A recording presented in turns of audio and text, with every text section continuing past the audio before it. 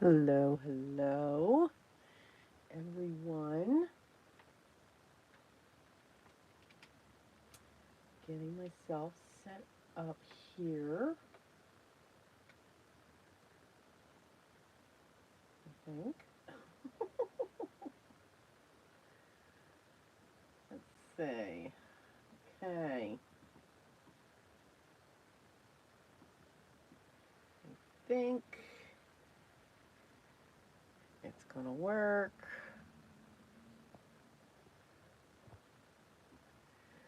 Good morning, Kelly. Good morning, Dawn. How are you both doing?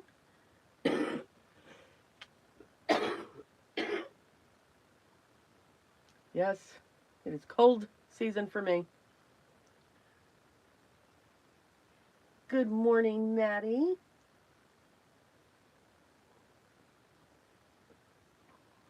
Okay, we are going to watercolor today. I It was a long week. It was not what I expected my week to be, Kelly. I was very upset. I had planned to take some half days from work. Um, and it just did not work well. So, more time than what I thought, but that's okay. You know what? Stuff happens. And that's just absolutely okay. But yes, we are going to watercolor today. And I'm going to use this stamp set. This is from Altenew. It's one of their past Craft Your Life project kits. I'm definitely a floral person. Um, very, very much so. And I do like this kit. And I am considering um, this being the kit that I get. I do like to receive kits. I think they're fun. I think the element of surprise is fun. Get that in there. Now I'm hoping I'll be able to put two of these. So we're going to make a 5x7 card because love the real estate. Gotta have the real estate. Real estate. Um,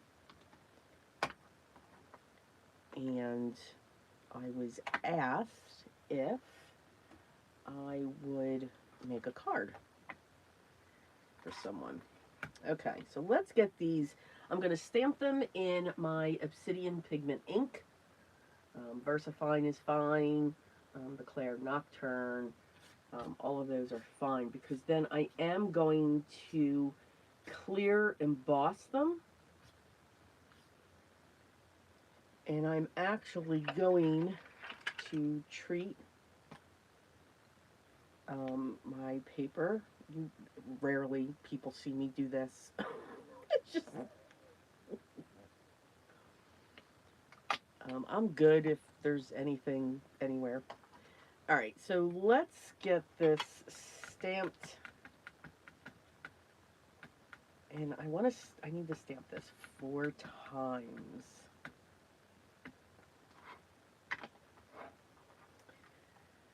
Yes, I love florals, Dawn. Um, and it's probably the vintage part of me as well. When I think of vintage, sometimes I do think of florals. Let's see how, we're going to stamp that again. I'm using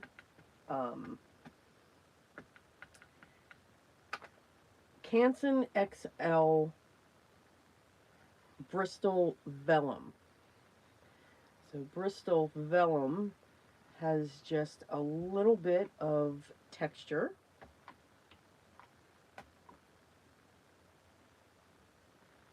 So that'll give me an effect that I am looking for. All right, let's get this. Ouch! These magnets are really strong. All right, we're gonna put that one down there.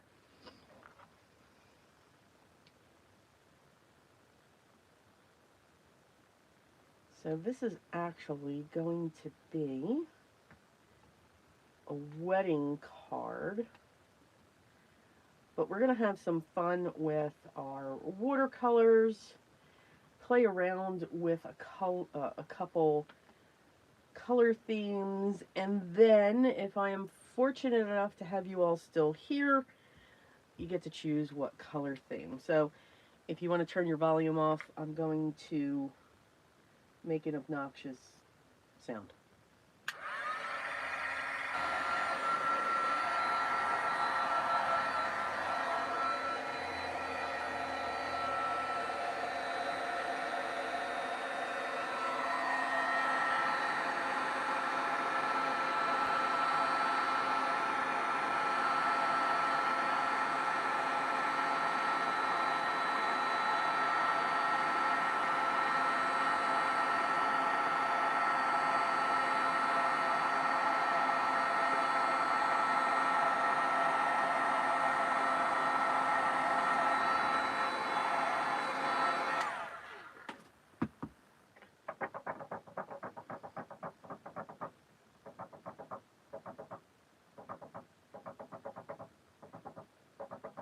Framed one of the floral cards I bought from you. Love it. Oh, that is so sweet. Yes, Kelly, I do as well with those magnets because I keep forgetting. And they're awesome. They're awesome. But wow.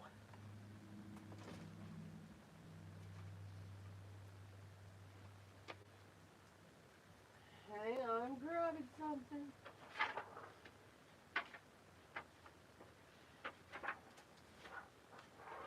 So I keep on hand, that's an annoying sound, I'm sure.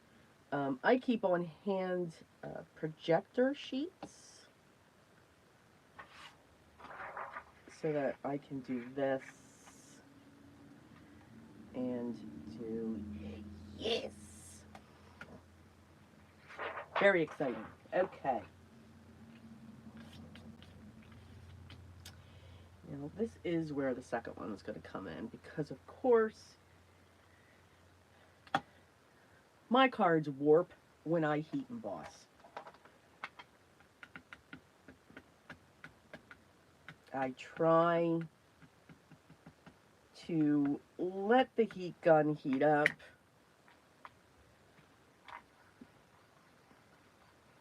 I don't know. It just doesn't work for me. Everyone else makes it look so simple.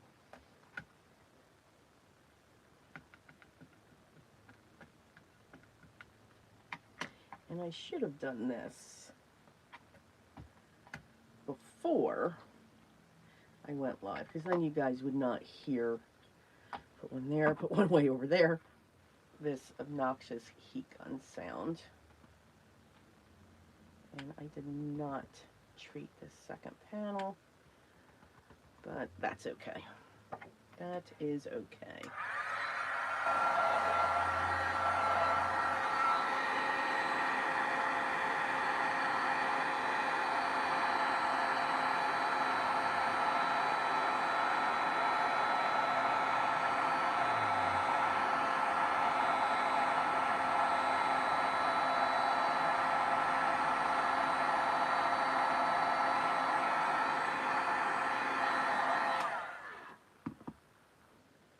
So that is one. And now we just have one more panel to do like this as well. And I'm going to try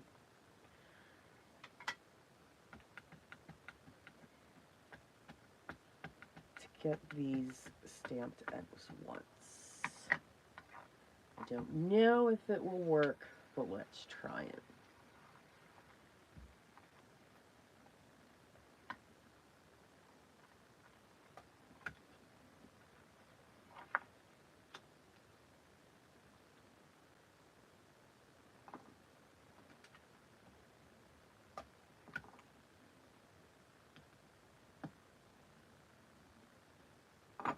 That one is just thicker.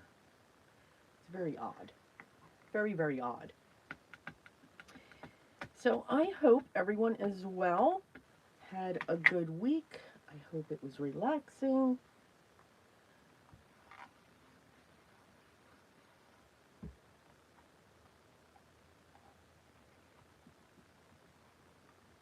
I did not get done everything that I wanted to. I had a whole list.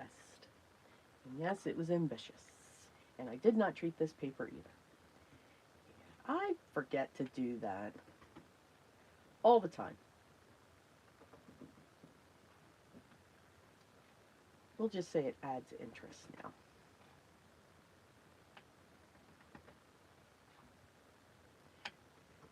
So with my pigment ink, I'm using my clear embossing powder.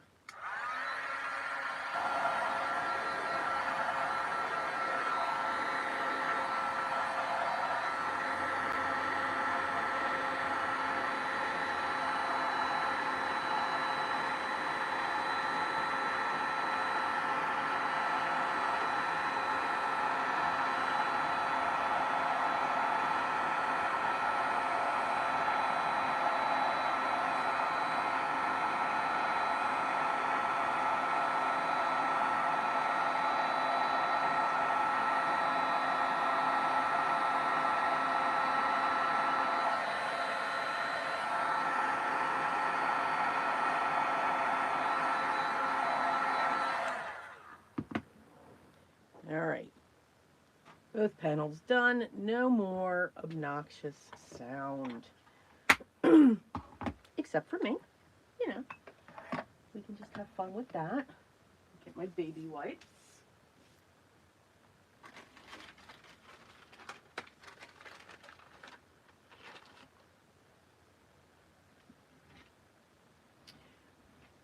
So, yeah, I couldn't get done what I wanted to. Although Friday I did. I got a couple things done, but not near the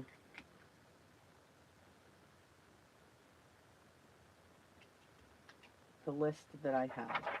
It was a huge list. I will say that. Very huge. Okay, that's not going to work. My goodness.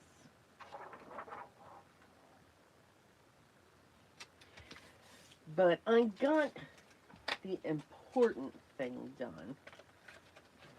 Got the fun project done for our community, for the free group. Absolutely adorable single signature that we did. And I'll show that at the end. So I'm just wiggling the paper just to get it a little bit flatter. And we're going to tape these down.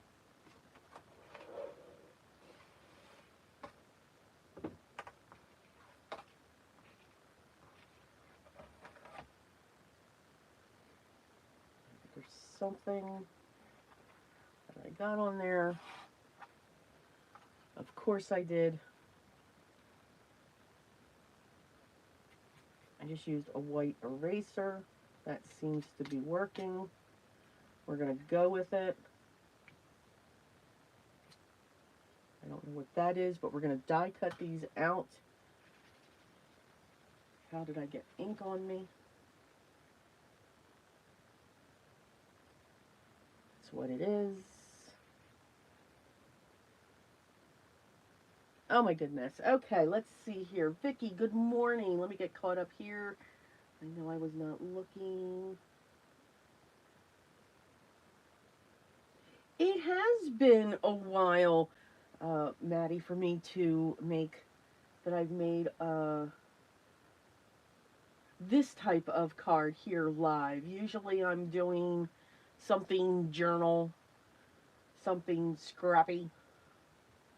But we're going to have a play with our watercolors. Good morning, Gwen. Cordelia, good morning.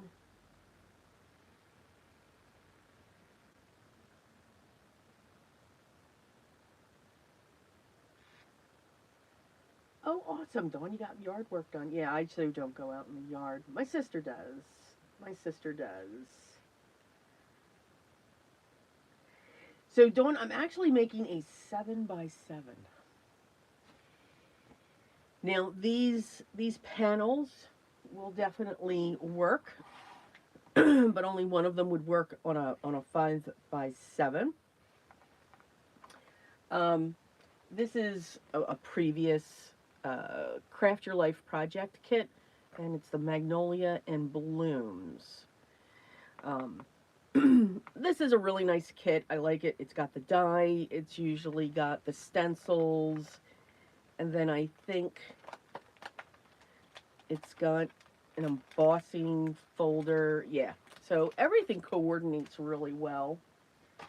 Very much contemplating for that to be my kit. It's been a while since I got kits.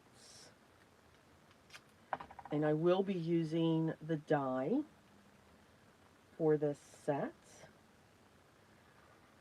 And even though I'm not going to be using too much water throughout this piece, I do still want to tape it down. And I'm just going to put tape around the edge.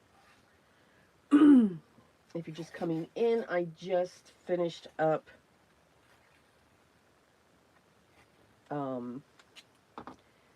the heat embossing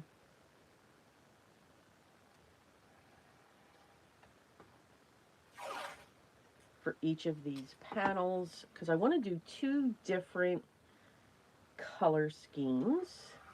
And like I said before, if you guys are still here to the end,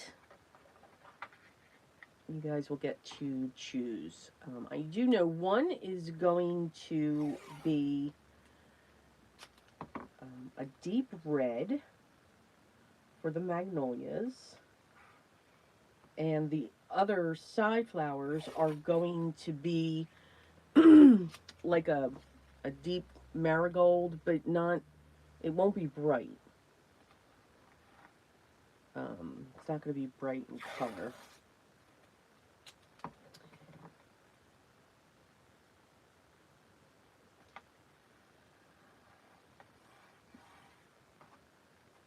And then the other one is going to have the same yellow.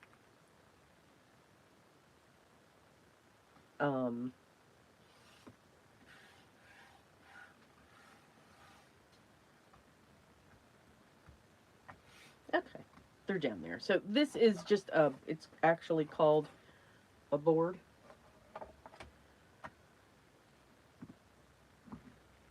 That I just taped all this down to. And the watercolors that I'm going to use, now you can use any watercolors. Whenever we watercolor, we do not need to have the top ones.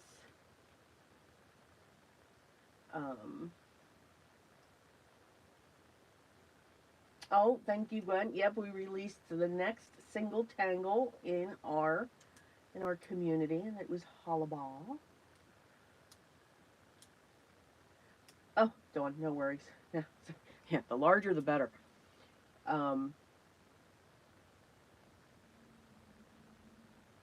It is, Dawn. It's a large size. I mean, this is, you know, the size of the card. You know, definitely 7x7. This is going to be the size of the sentiment that's going to sit here, and then the florals are going to come this way, because you all know I just can't do one. So, and the florals are going to be on top. I'm not in the world of putting like that. So I have different, and all I did was I created this on my computer, and with my printer, one of the things that I looked for my printer was that it had a back feed. And I'm able to run through cardstock, so I can print right on my cardstock. That was a must for me, an absolute must.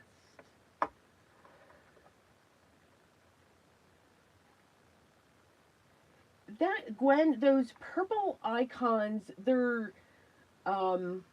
they happen in the chat. You know what? I asked the same question yesterday when I was lurking in Biddy's live. I'm like, what's this? And if you look at the live chat and you click on the top fans, there's a button up there next to the settings. It'll actually show a list. And then after you click on that, if you click on the eye that's in the same spot after you open that, it'll explain what that does and what it is. So I guess it's something new that YouTube has created. All right, so we're going to work on this panel first. Now, again, I did heat emboss, so that's going to give me barriers, which is good. I want the barriers. If you don't have barriers, you know, then you've got to go all over the place, wait for a section to dry so that they don't bleed together, although I'm fine with the bleeds up together. I am going to be using a small brush, a 4 round. These watercolors here are my Lucas, Lukas, watercolors. Those are actually my favorite when it comes to that. All right, so I want to make a deep red, and there's some Holbeins in here as well. Here's mine. I always do a chart. What I loved about the Lucas is they have, I know I'm sure I'm going to say this wrong, Caput Mortem color. Love that color. All right, so let's make a deep red. So let's see if I'll be able to get everything in. Let's first use, let me grab my water bottle, make sure it's my water bottle. Oh, and FYI, if you accidentally grab your alcohol ink spray bottle and spray it on your watercolors, they're fine. Just saying. Yep. I did that. That even made me cry a little.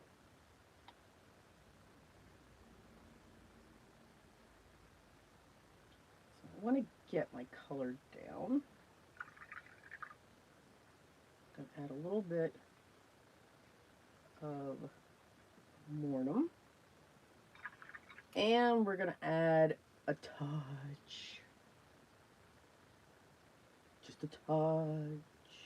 Let's see what the indigo does.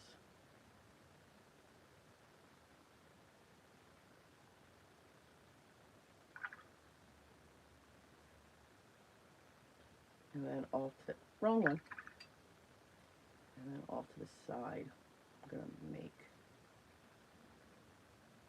just have some of that. And then this one here is Genuine Rose. Genuine Rose for Lucas is their version of Opera Rose.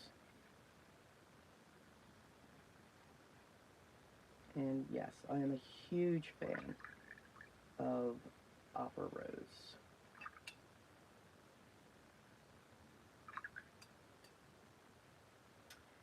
All right, So our magnolias are going to be this deep red. I'm going to turn this around. And I'm going to put my waters in front of me. Can we still do that? Yes, we can. All right. So we're going to do a light wash.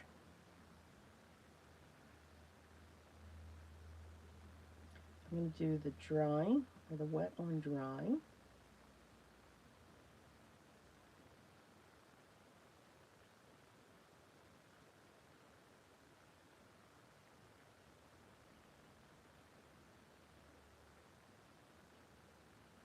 And while they're wet, I'm going to drop this color in.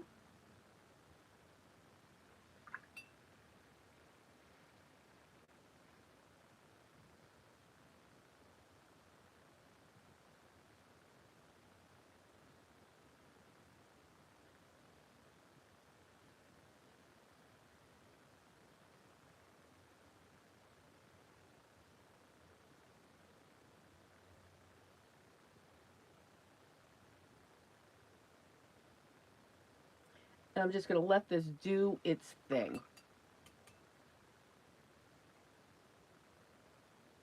I'm just going to let it work.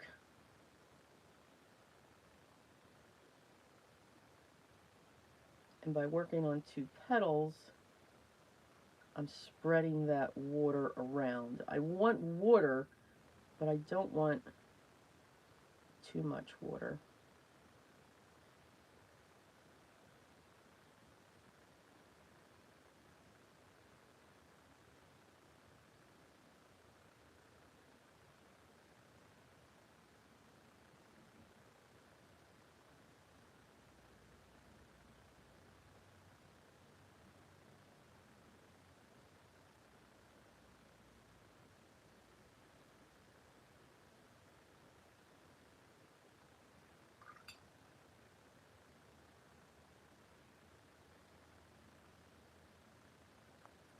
And then for these side petals,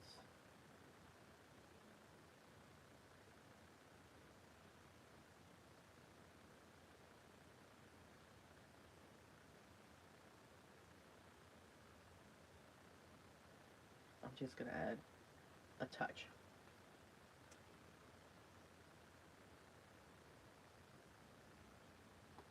So, Maddie, these are the Lucas 18... Hang on.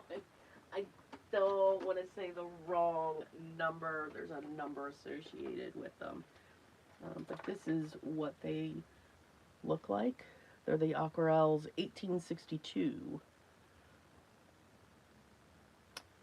And I was very fortunate. They went on sale, which sales are a good thing. They're a bad thing. They're just, you know, you just never know. But I couldn't pass it up, so I was finally able to get them. They're at a decent price point. I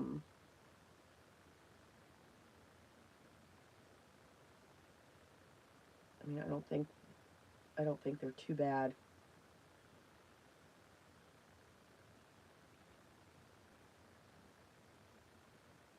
But yeah, I tried. It's nice when you can buy open stock and just get one of this and one of this, and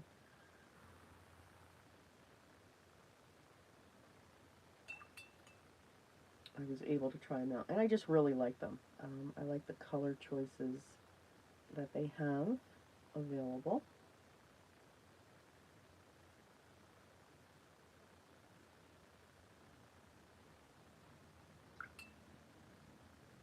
So, and you can see, this is just rolling right through. And I want it to do that. I want it to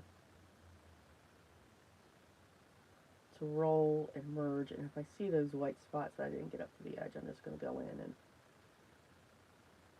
scrub around and get that color moving again.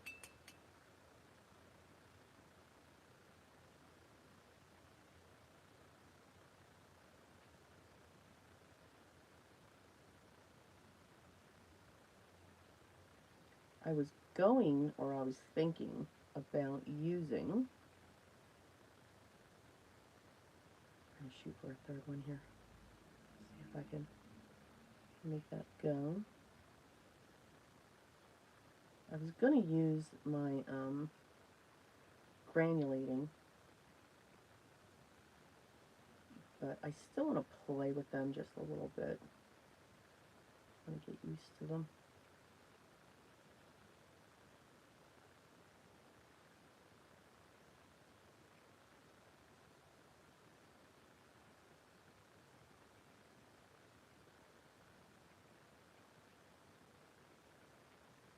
And if you're finding the colors aren't moving for you, then just add a little bit of water.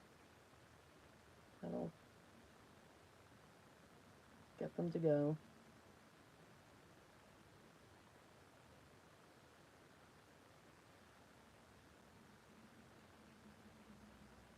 But we're just going to have a play with these colors here.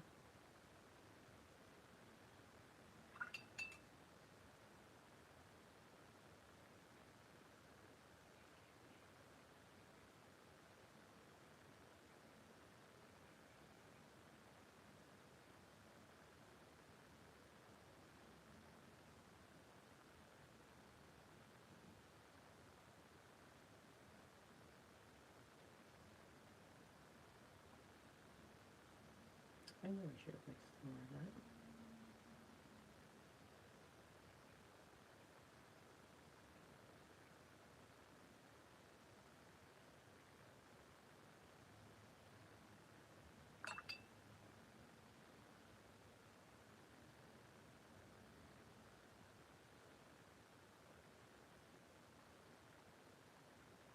There we go. So that's our first one. And then our centers,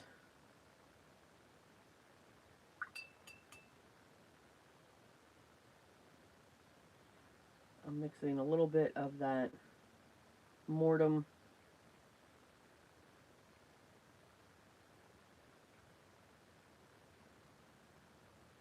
with indigo. Indigo is another one of my absolute favorite colors. So that's our first one.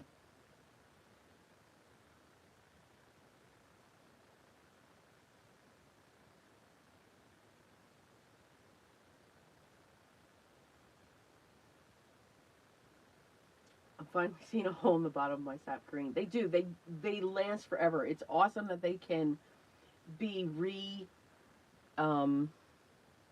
reactivated with water. I am a tube person. Half pans are just fine. There's not a problem with them. But I do like the tubes.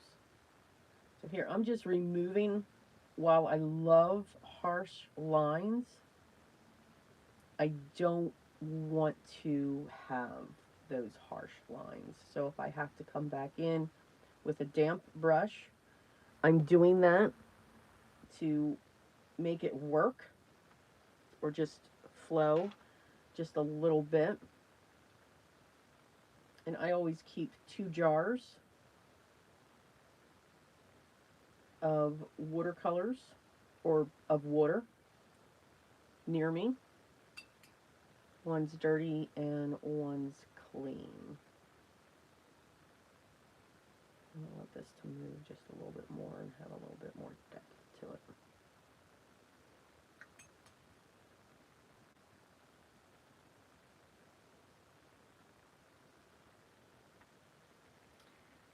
All right, now we have, the only thing that we have now is a bud. All right, now I'm upside down.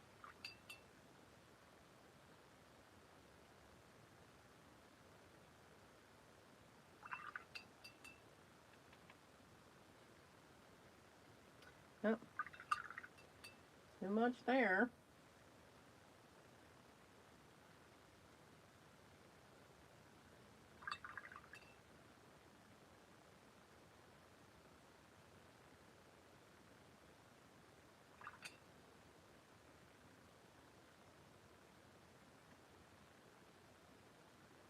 And the indigo is just turning that red into a deep red with a purple tone.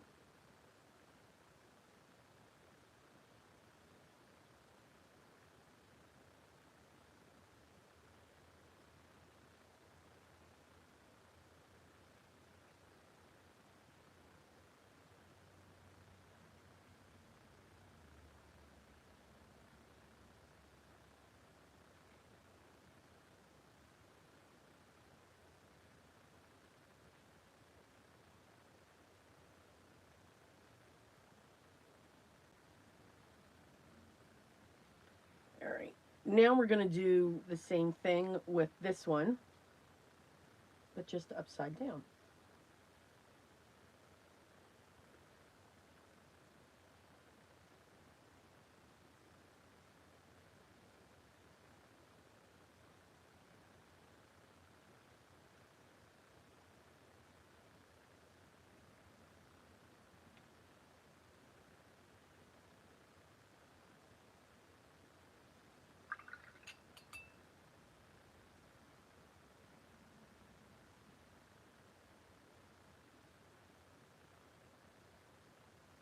Oh, that's a magnolia too. I think it is. Well, it's going to be now.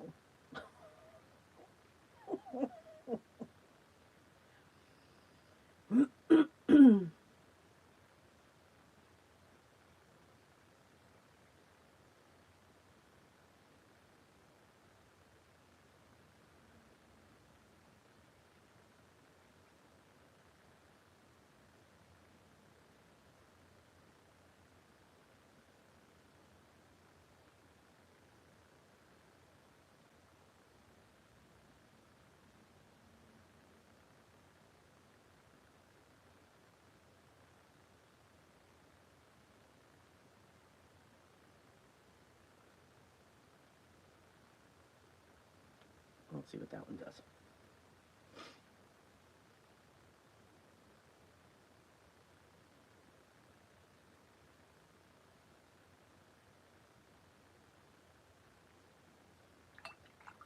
I've really gotten into my watercolors lately. I've just been having fun playing with them.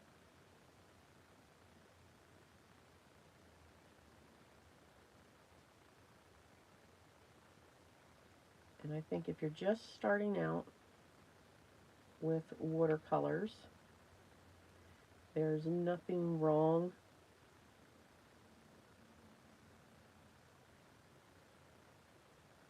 with the Crayola sets. You can do all kinds of wonderful techniques with them. And I think the Crayola sets are fun to work with because um, you can get used to mixing your colors. The colors that you can get just by mixing your watercolors is absolutely fantastic.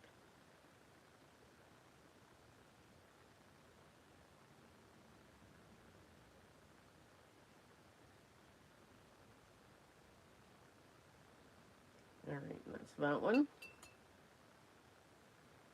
And yes, there are deep red marigolds. I'm going to turn this way, and I'm going to keep, oh no, okay, we can still see that. And I just forgot what I was going to say.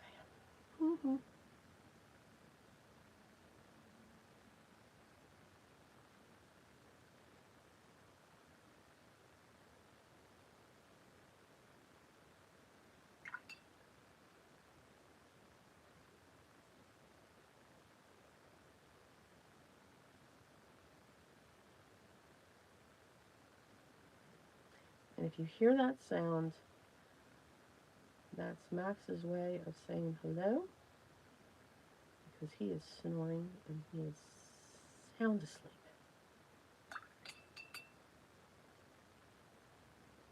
Absolutely satisfying.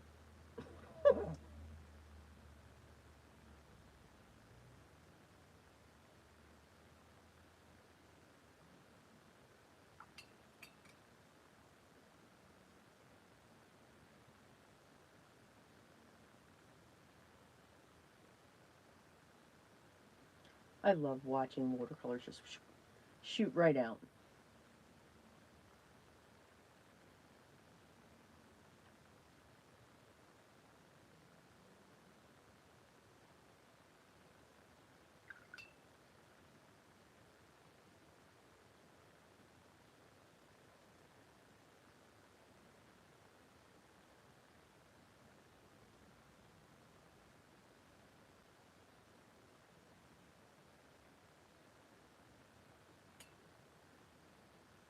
And you can see this side, I think I treated, and this side I know I didn't, because I'm getting bubbles.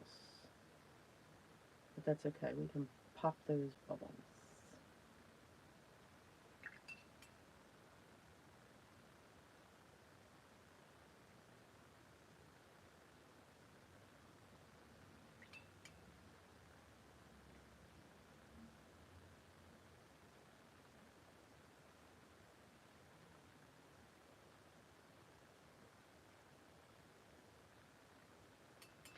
So is anybody here going to Paper Ganza?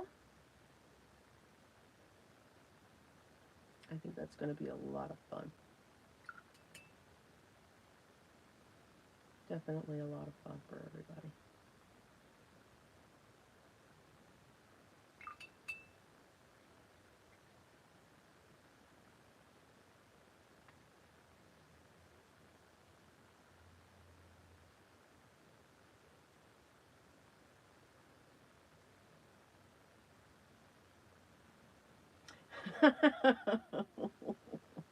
Grab those watercolors, Dawn.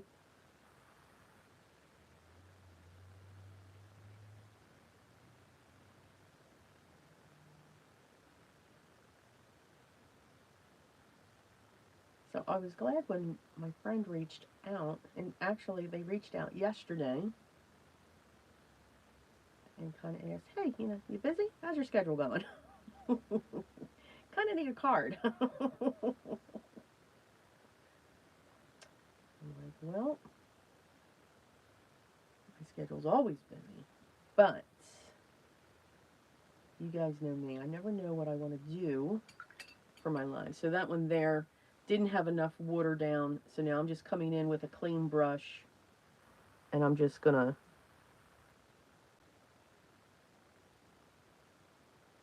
recover it so that she moves.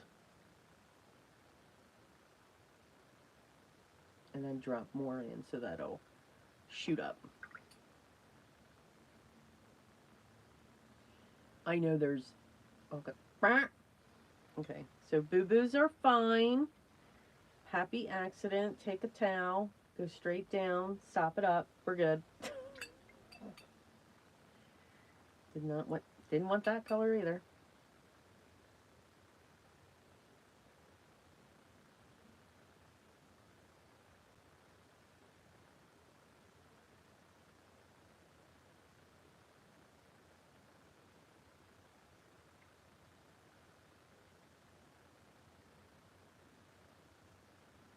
So I figured, like I said, I never know what I'm going to do. I kind of wing it.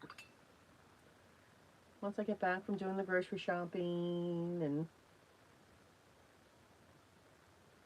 the small amount of stuff that I do in the morning. And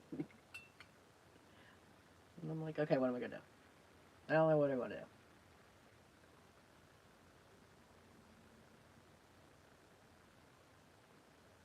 And I think we missed. Okay, so our magnolias are done, and we're just going to let them sit. And it looks like, we're going to have two different colors going on, but I'm okay with that one. This one's got a little bit more red, it looks like, than this one.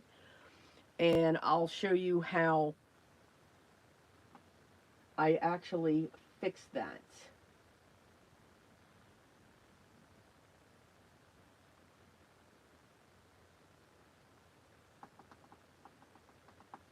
QOR paints, they're fun.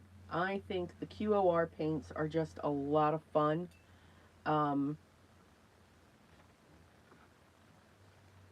I forget the type of binder they have, but it's a different, it's a very different style binder, and they react differently. All right, this color here is yellow ochre, and that's to, I'm going to put just a little bit of lemon in there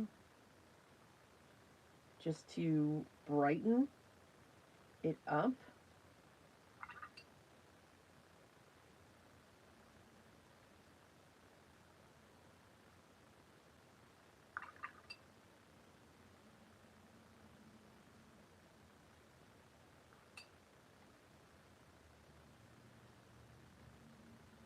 I know you guys keep hearing the clanking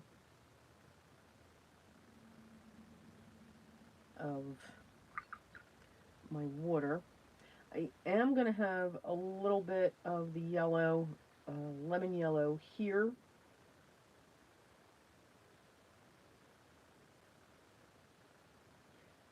For the base. So each of these flowers are going to be this yellow marigold. And we're just going to put a touch of that darker shade down there. So I think these are going to go quicker.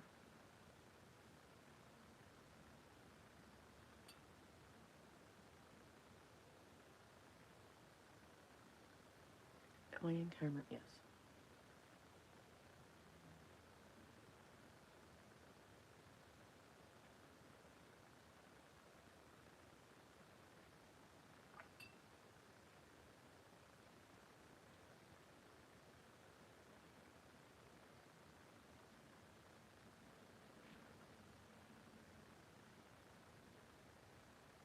So I guess for me, what I like to do is put my light color down all over in a light wash, and then come in with the darker color.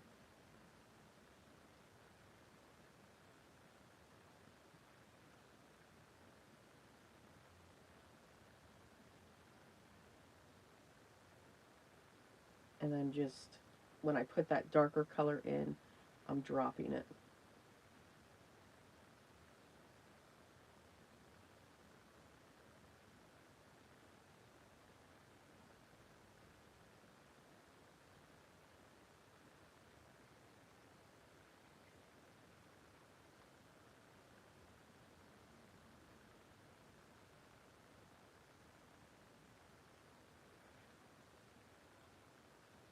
I don't know. I don't know if I like this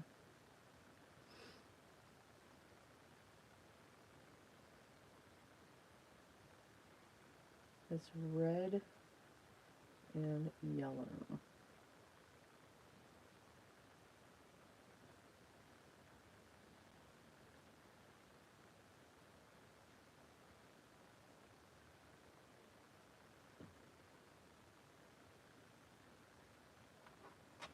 Alright, I'm just going to, so now all I have are the leaves.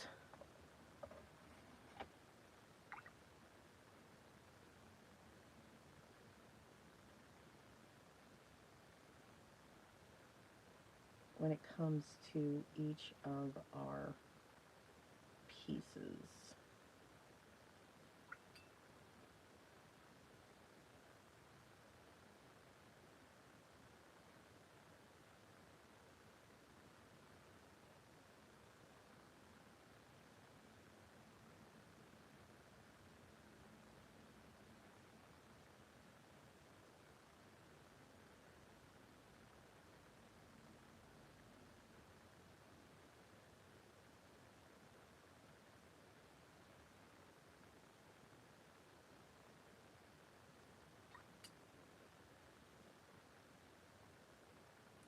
the yellow flowers are growing really fast.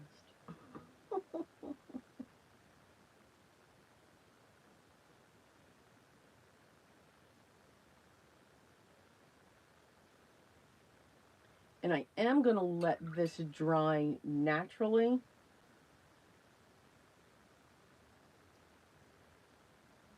I don't like to let watercolors, or if I do a sprayed background,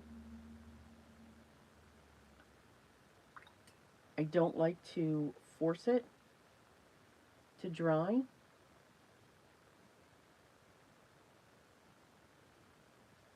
Not, it's, I mean, I will, but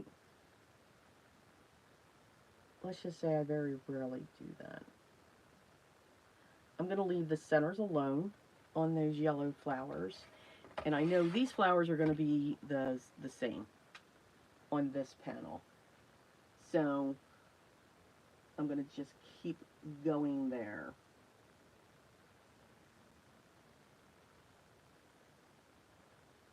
I do too, Gwen. It's like a little tiny, it's like a poof, because I don't want to say that word. You know, it's like a poof that just comes across. It's fun.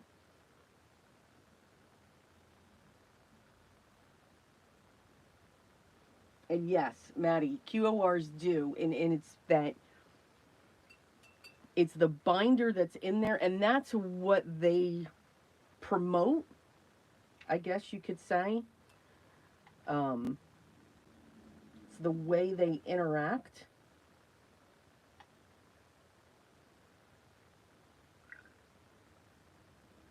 When it comes to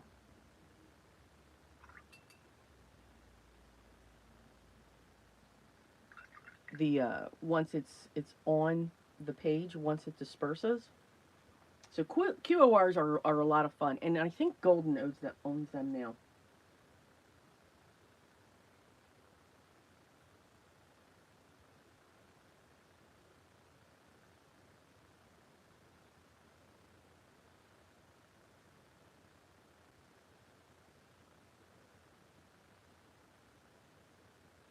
Okay,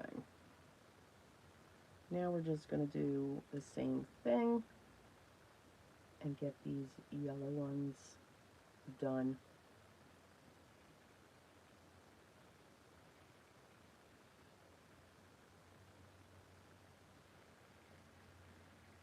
Because I know that color is not going to change.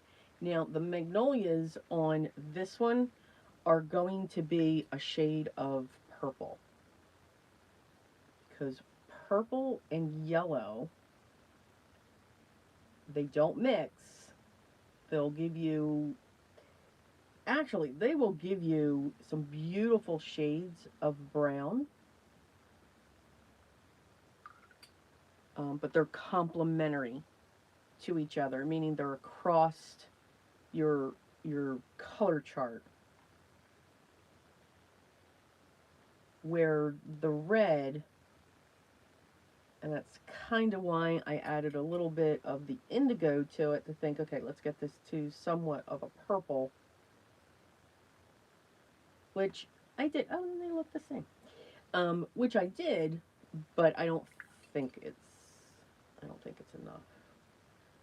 I don't know, my eyes kind of telling me, no, kind of not liking that.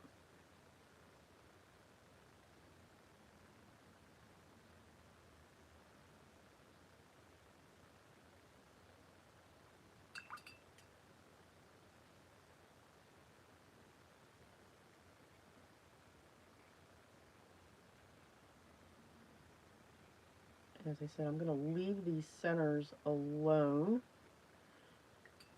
Um, Also, when I watercolor, I add shading with colored pencils.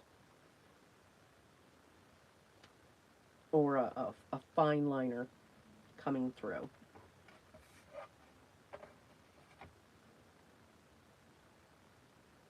Alright, last one.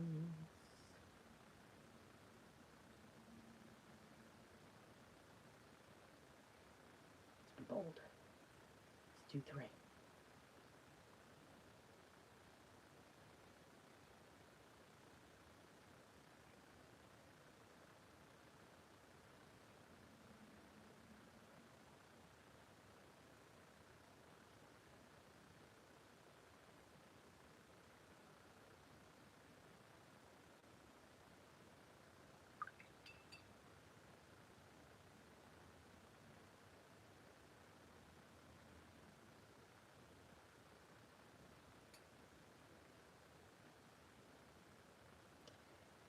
So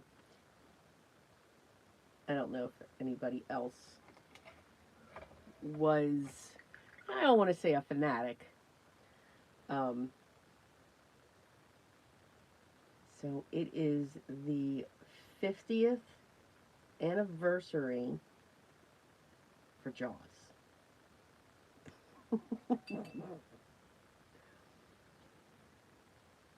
So I was, so I'm going to give my age away.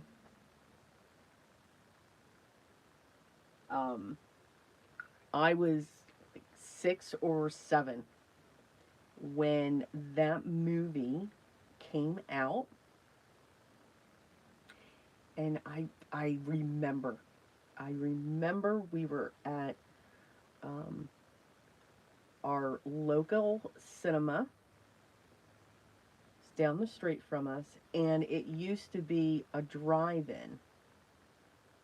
It's how it started. Now it's one of those fancy AMC theaters, and it actually moved its location. Okay, so those are done, and you can see how our red ones are, how they shifted. Now I've got this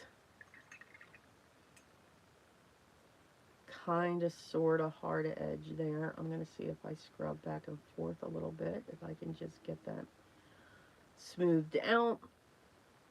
Again, I'm not completely worried about them, but if I can smooth them out just a little bit, I'm going to. And that's just taking your brush with clean water and just lightly, just lightly go back and forth, and you can see how I smoothed that out just a little bit. And I'm going to do the same thing down here. And since it's the same color, I don't have to keep cleaning the brush.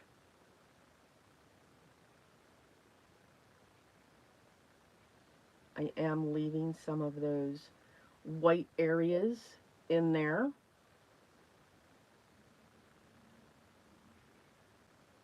Because they can be the highlights.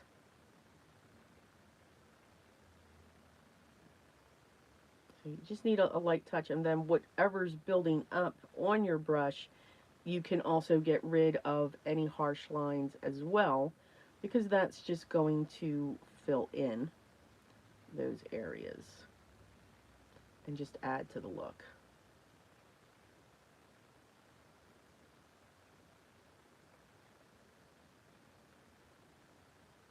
Okay. So we're still going to let all of this dry. Now let's make our purple.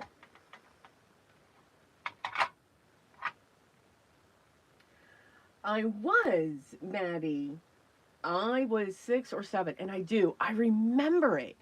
I absolutely remember watching this with my family. And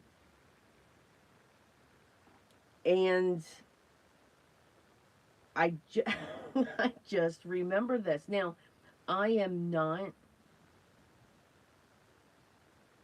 a horror film person, per se.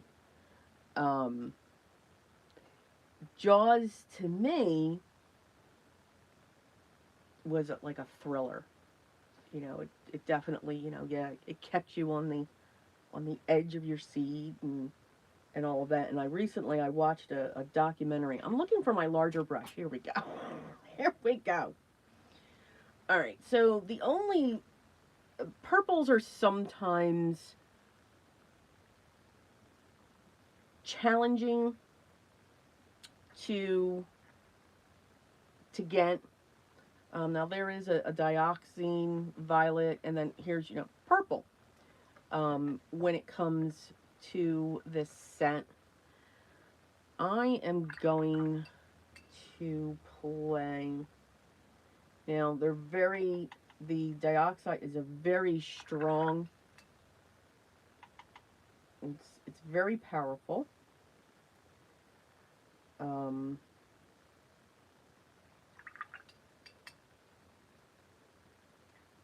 happen if I added that? Yes! Okay, so that's what we're going to go with. So this color here, I don't know if you can see it. It might be just down in the corner. That is a Holbein shell pink. I do like Holbeins as well, watercolors. Lots. What I like about Holbein is they have a lot of convenience colors.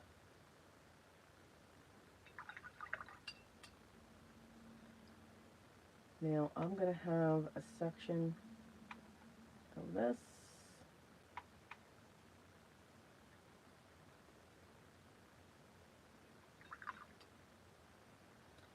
And a section of this.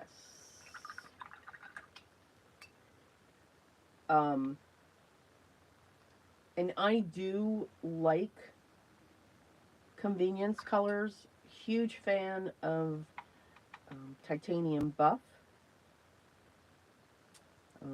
the shell pink, also this peach. I think that's a Jaune Brilliant.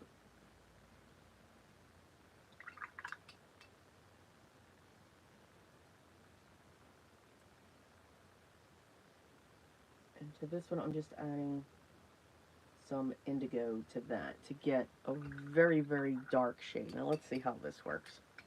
That's what we're going to go with. This is going to be my wash.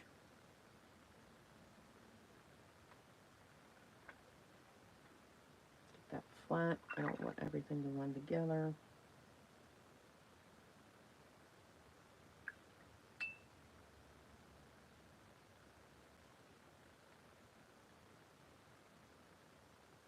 And I need my smaller brush. So yeah, so I loved it. So I had gone to my sister's yesterday, and she had it on. I was like all excited. I'm like, woohoo! I don't know why. It's the only movie, only one. Now this one I'm gonna do a little different. I'm gonna go through this whole flower, and I'm just gonna get the base of the color down.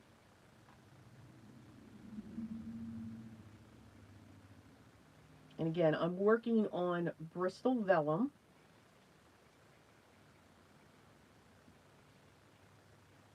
Bristol Vellum cardstock.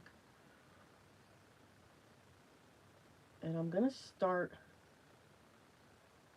about midway, dropping this mid-tone that we used as our wash.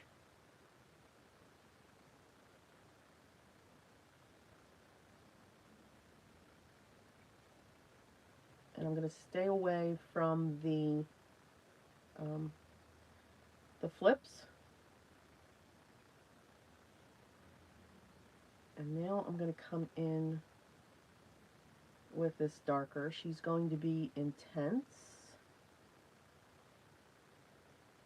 Because as I went into the middle, and if I go to the bottom, it'll actually push that other color as well.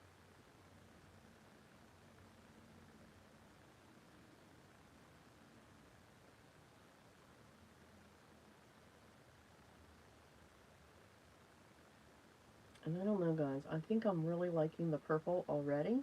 What do you think? But then again, I am very partial to purple.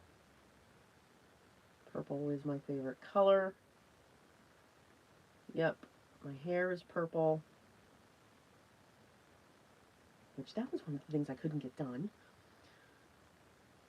So need to get that done.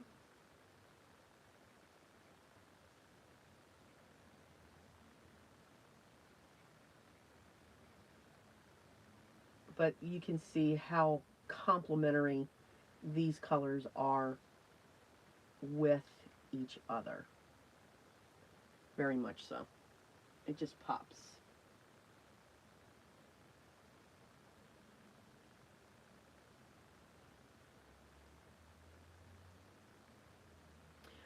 Well, hello, Diane. Thank you for popping in.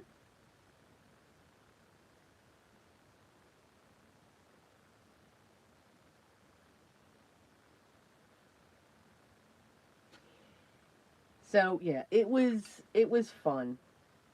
My husband just laughs at me. He goes, "But you don't do this," and you. I said, "No." He goes, "But you like this." I said, "I do." I said, "I can't explain it. I do. I don't know if it's because of the memory that I have."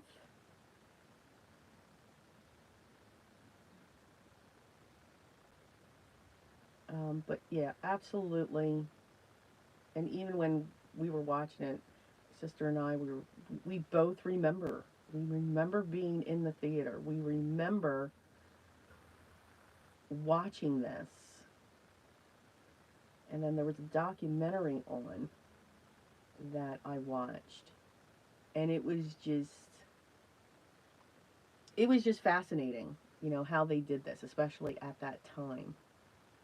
Um, how they did it, and the author, and all of that. So yeah. So yeah, I'm a little nutty. Absolutely.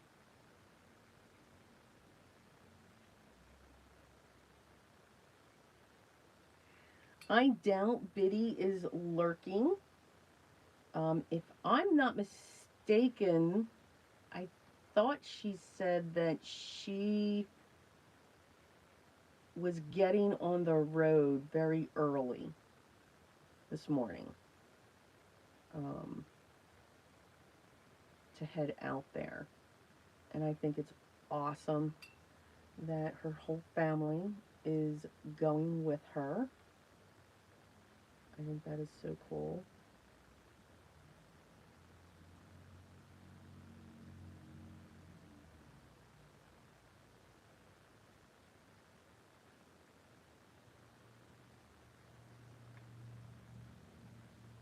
Now these here,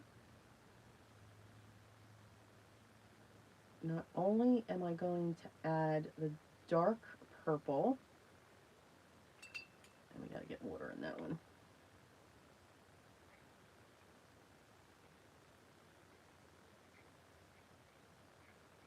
But with these, I'm actually also going to add a little bit of the indigo and have that shift up. And I am going to add indigo into this center, and I'm just going to make that come around just a little bit in that center. And I did not do this center here. So let me quick get that color in there. There we go.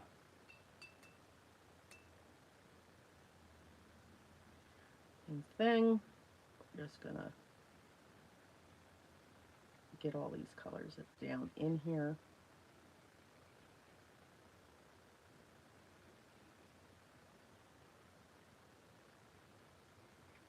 Did I get Max?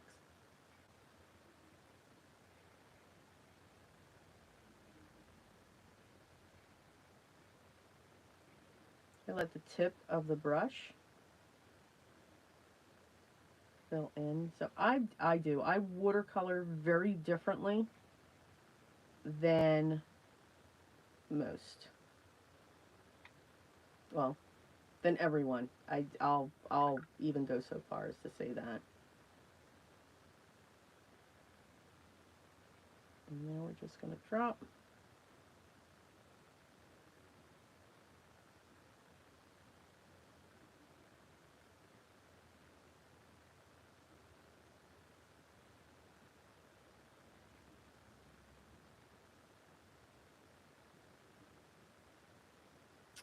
And yes, I am one of those people that wants the shirt that says, we're going to need a bigger boat.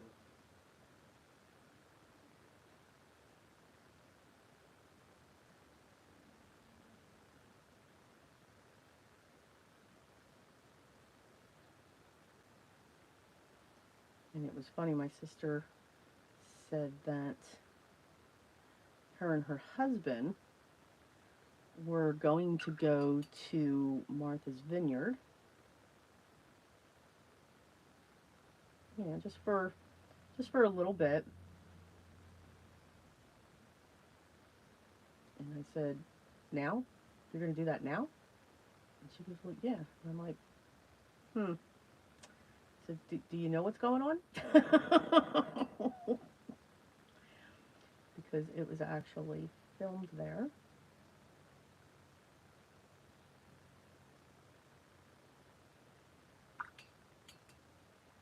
And she's like, oh yeah, totally forgot about that. I'm like, yeah, you did.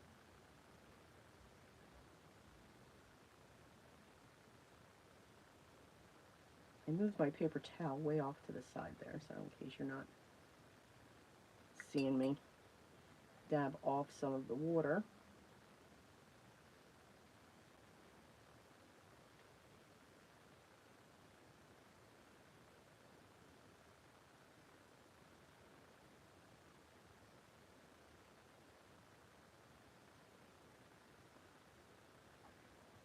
Alright, hopefully that will shift. So now I started to overwork that one just a little bit.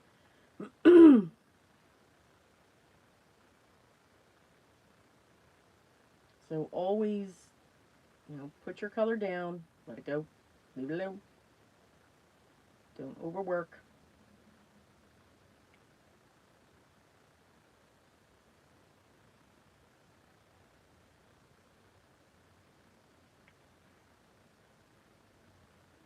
And I'm going to do the same thing with this one.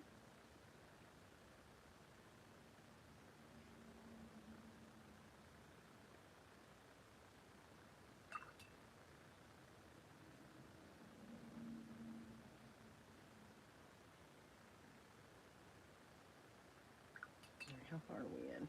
All right.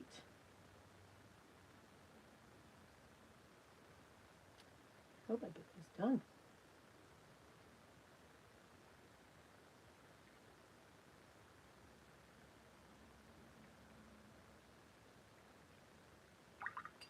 And then I'm going to come in with the indigo. Just at the very, very base.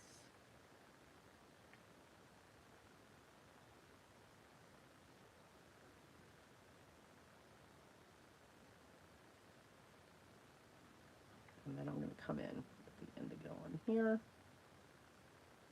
And then just come out around that and see if it disperses. All right, so those are our flowers, at least. Oh, sleep well, Diane. Thank you so much for stopping by. Oh, Cordelia. Well, I don't know. We still got a lot of greenery to go here. And there is going to be 2 different colors of greenery. So for the yellow ones, they're going to have a green and a little bit hint of blue going on in there. And then for the magnolia, they're going to be a deep green. Good morning, Anthony.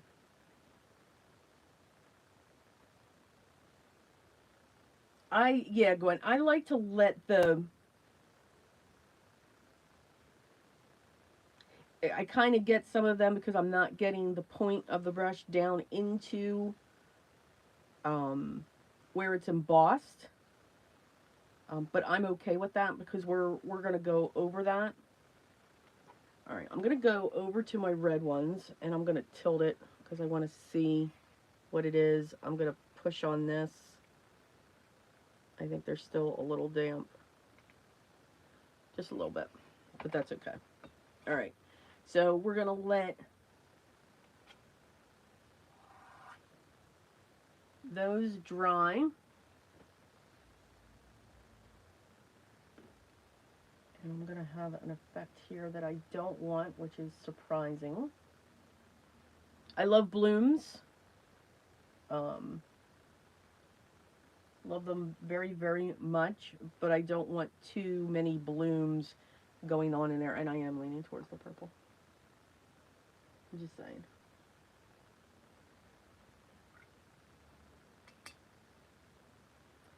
Alright, now I gotta find a spot here. New spot. Let's look at our greens. So definitely olive green. I'm also a fan of yellow gold green. So a lot of the colors are the same when it comes to the watercolors. They just have, you know, some different names to them.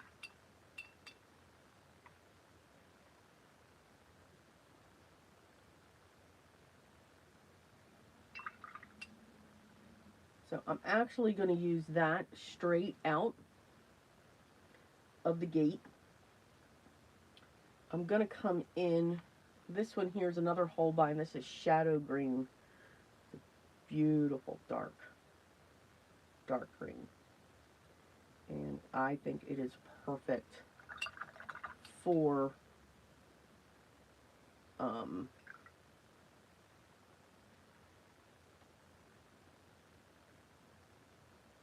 the magnolias. And I'm just adding a little bit of the shadow green. So I'm taking the olive and the shadow green and mixing some of that together to get a medium shade in between those. And then for our yellow flowers, these here and the stems, I think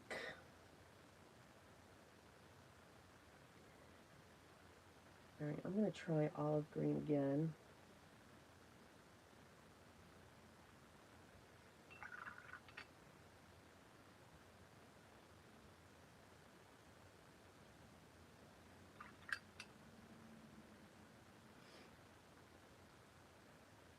I want something light, but that will go with us.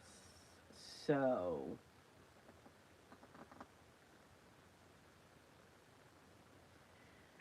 no, I don't want to go with indigo. That's too dark.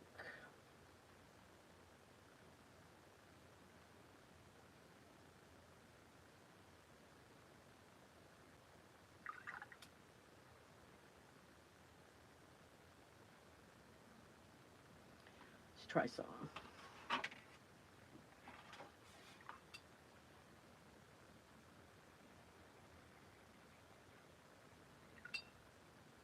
So that is cobalt turquoise.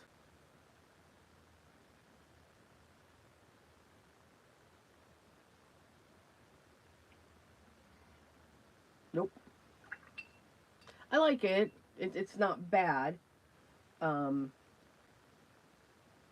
But yeah, no. I might add that afterwards. But I definitely want to lighten this up. And I really don't want to add yellow to it.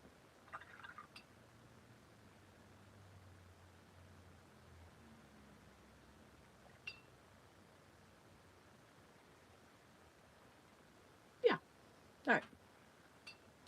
And then I think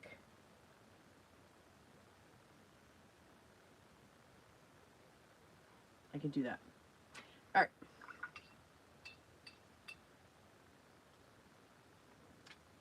Stick with my number 4. I'm going to do all of the darker ones first. And again, we're still doing that light wash.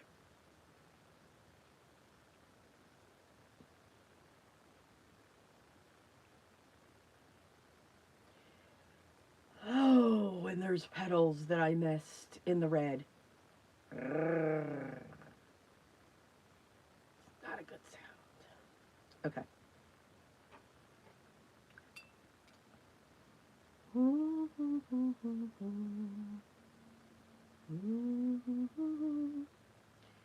Sorry, gotta hum because if not, I'm going to scream. Are you all screaming about these colors, by the way? I'm just saying. Just asking.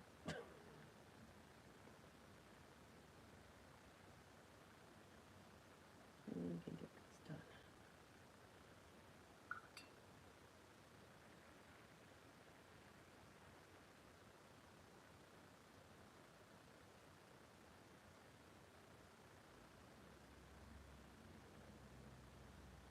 Okay, now I feel better.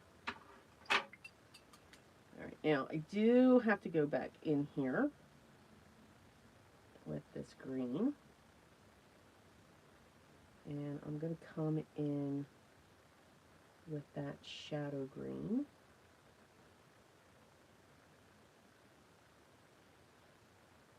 And I really do want that to ramp through. Now the vines, they could stop the movement.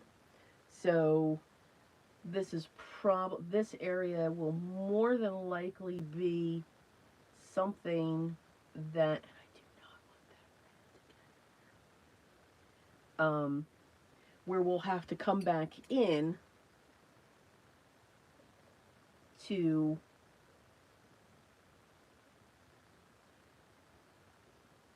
add the color and just smooth it out.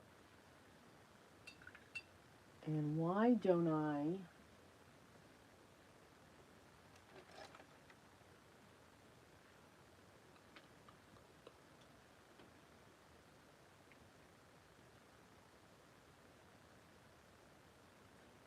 so I'm switching to 2 brushes. Not sure why I didn't do that from the beginning.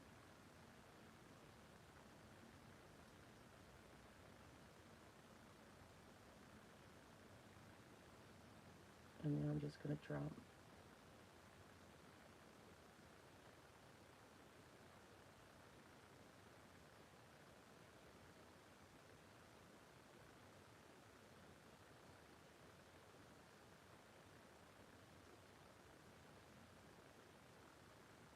And I'm sure you will see me mix the colors. Oh, don't breathe. Okay.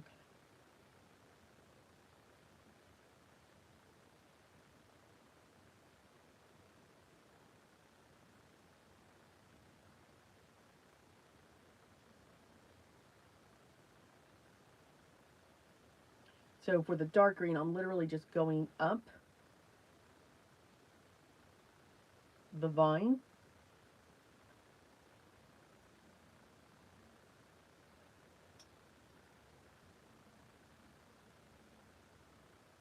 So that it will merge together.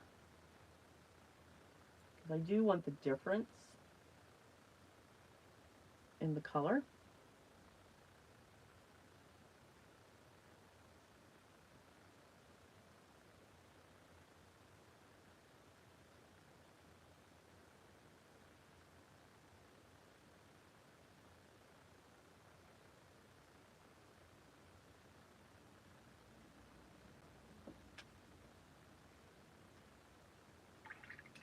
And yes, I'm even going to go to a 3rd brush, because then I can just use that to smooth out any extreme hard edges. Alright, let's do these. So the greens aren't going to change from side to side. So that's the good thing.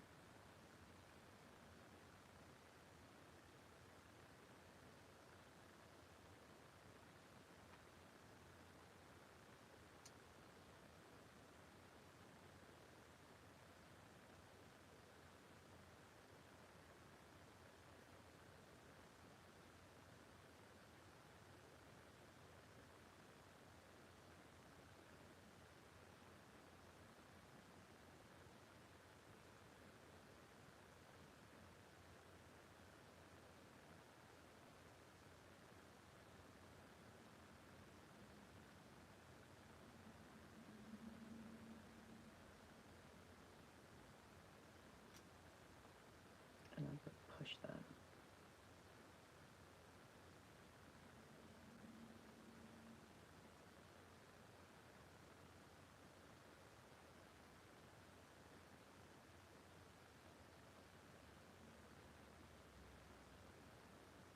Did anybody watch,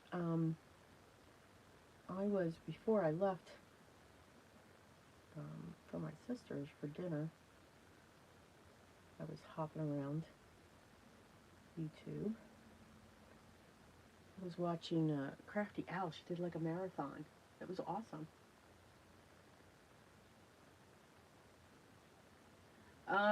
You're overworking. So Anthony, your question is, okay, one, I'm not a watercolor expert, but you're asking why you get so much pilling with your Canson XL watercolor paper, and why this is true.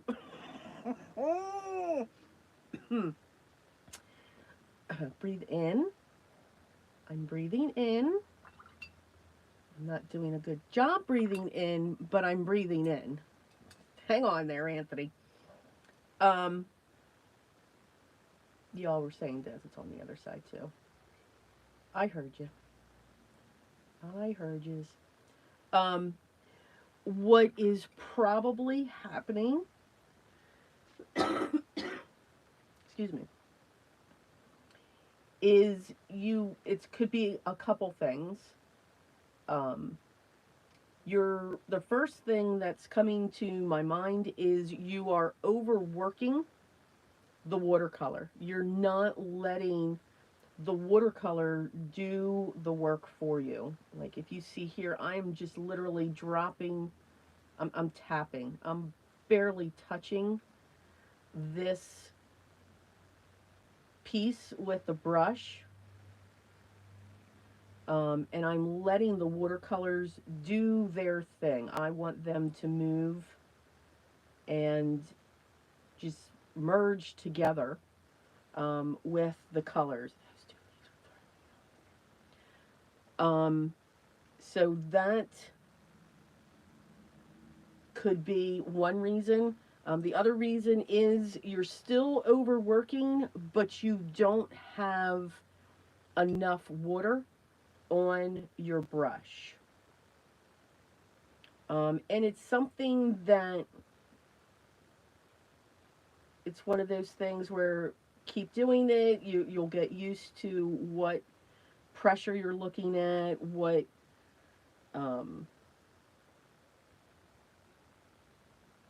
how things are merging together, and so forth. But it's either you don't have for both, you're overworking your paper. That I will say. And you're getting those, like I'm barely, as I'm doing this to smooth that out, because they came in afterwards with what I was doing, like I have to do here, and I have to do this now or else I'll forget, and then I'll get very upset.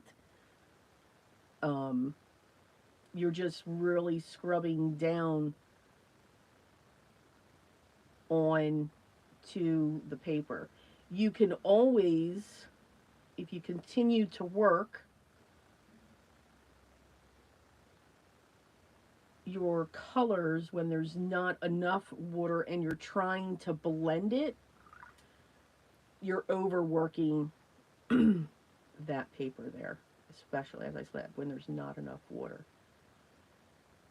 You can always remove, like that's a little bit too much water there. My brush, if I tap it off of my paper towel, I can go back in, and your water brush is like it's a sponge. It'll pick it up and it will remove it. And you want that to do that. So here, there's just a lot of red there. So I'm going to push it back, and I'm tapping it. There's my thing there.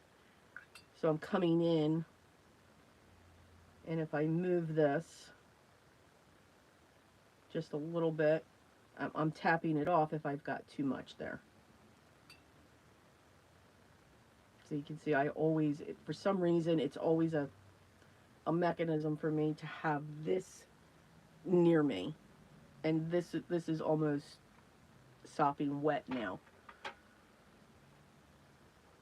All right, now I'm going to move over to these to just to continue to do the same thing. Where are we at here? Okay. I need to add more water to this. I hope that helped, but I think that's what you're doing. If you're trying to let the watercolors do that. Oh my goodness, I did it there too. Oh, what is wrong? We're gonna.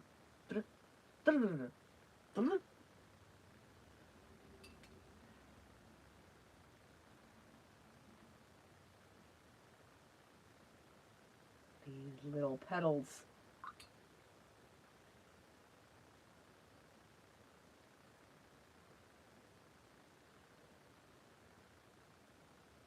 So yeah, so I hoped that helped. Like on this one here, I'm going in, I'm rinsing my brush, I'm letting the water out because this is too dark. So I'm going to pull it out. And you can see how it sopped that up. And then I'll clean my brush to get that out of there. Okay, so let's scan the magnolias. Okay. I think we're okay now. So even in my wash, this has a lot of water. I'm still tapping down, especially on this one that I already have the color in there.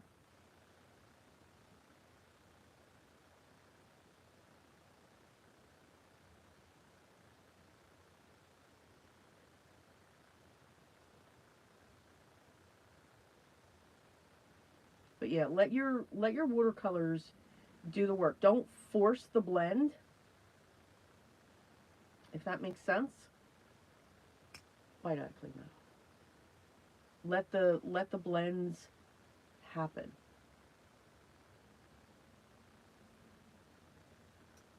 They will happen. And if they're not, then again, that could mean what it does mean. There's no water. They're not going to move.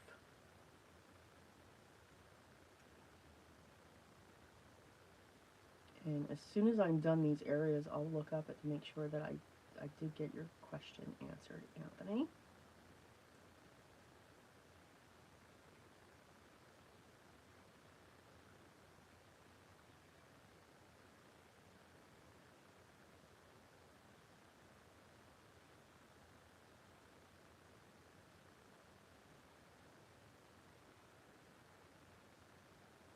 I'm holding my breath there.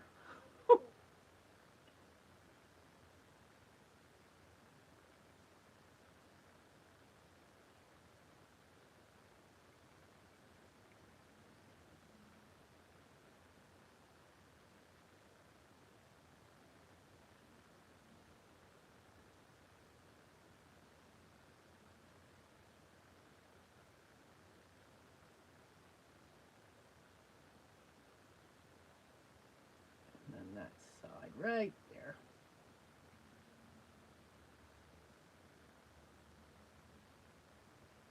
And I'll let those do those things. And I know with the greens, I'll have to come back in and just fiddle around with those colors. Okay, before I go into the next one, got to see the last of Alicia. Congratulations, Cordelia. Yeah, I was watching it. It was a lot of fun just to sit back and watch and listen to. But yeah, she was. I don't know. Does anybody know how long she actually went? Went for? Marathons would be fun. Marathons would be absolutely fun. Okay, one more question. You can ask as many as you want there, Anthony. Is there a difference between both sides of the paper should I pay attention to?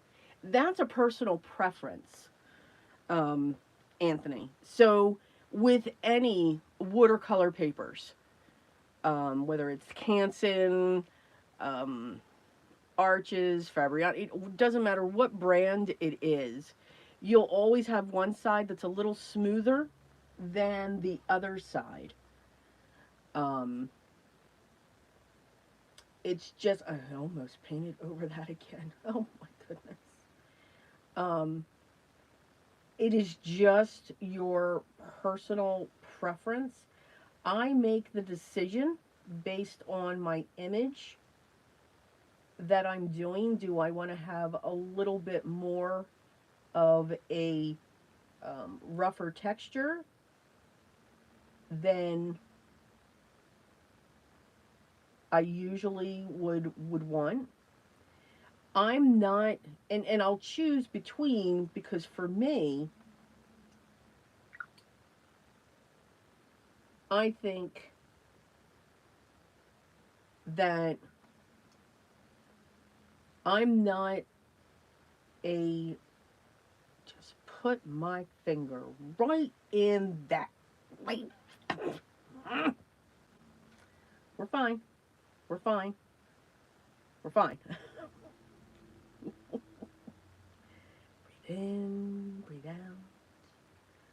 out. I'm not a hot press watercolor person. Now, yes, I'm using a Bristol cardstock today, but it's the vellum. And the vellum does have texture to it. The only time that I will use Bristol Smooth, honestly, is when I tangle. I think it is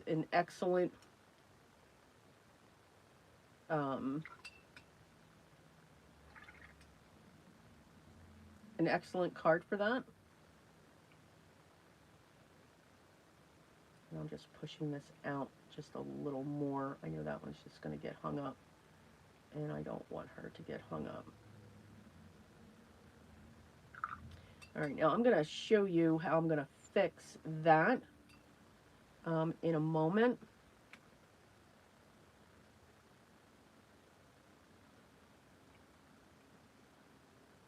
So it all depends. Do you want a rougher surface? Or do you want it to be a little more smooth, but the cold press still has texture and it's on both sides? So you can see I'm lifting this up by just lightly grazing. I'm not scrubbing. I am literally putting this down and grazing across, and when I let go, I'm letting go towards the bottom because that's where it will pull.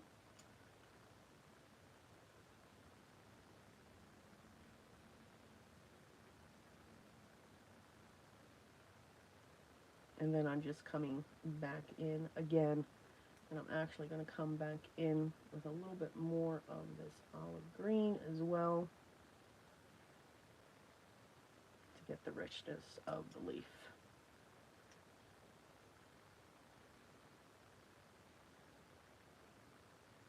Yeah, I always cold press.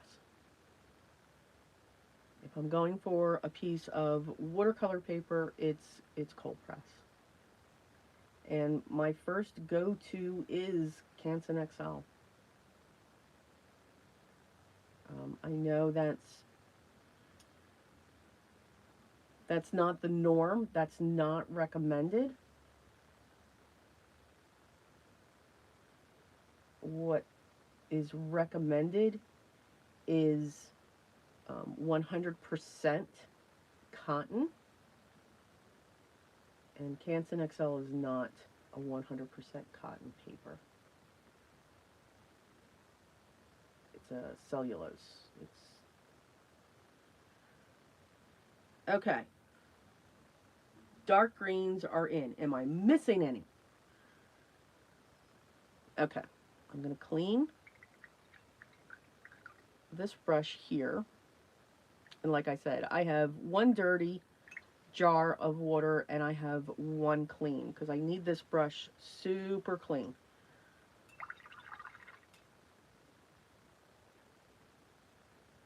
All right. So I'm going to take this brush here, and what I'm talking about, if I can bring this up, is that little piece right there. So what I'm going to do is, this has got a super point with a very clean brush, no drips. You want to make sure your ferrule doesn't have any drips. I'm going to lightly just go back and forth over that, and then I'm going to take a corner of my paper towel and I'm going to lift that up. So that's what it looks like now.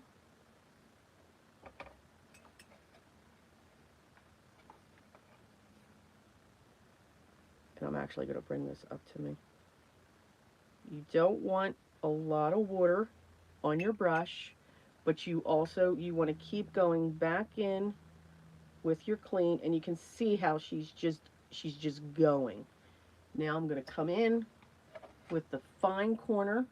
I'm going to make a corner on my paper towel, and I'm just going to dab down. And I'm going to keep doing that.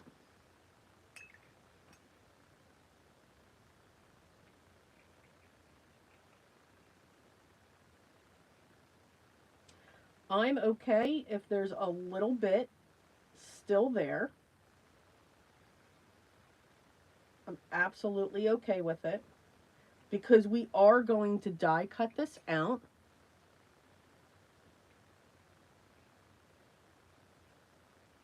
And I'm also going to feather it. But I'm going to let that go now. So that's what she looks like now. So it looks a little smudgy, but I'm going to let her dry. And then I'll go back in. If I kept on working that, my paper will pill. My paper will absolutely pill. This, I'm going to smooth out these lines just a little bit.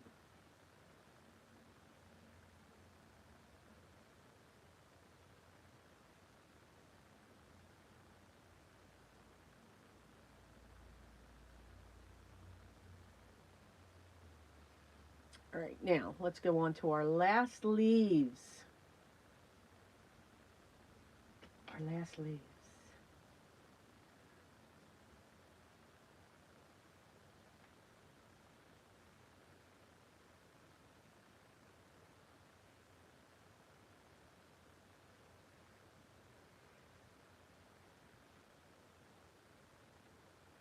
Good.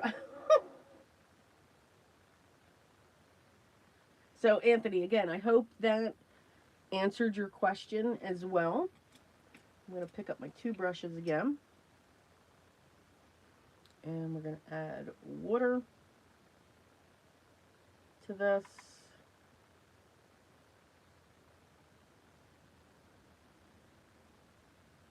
And we're going to have a high contrast here. Not too bad.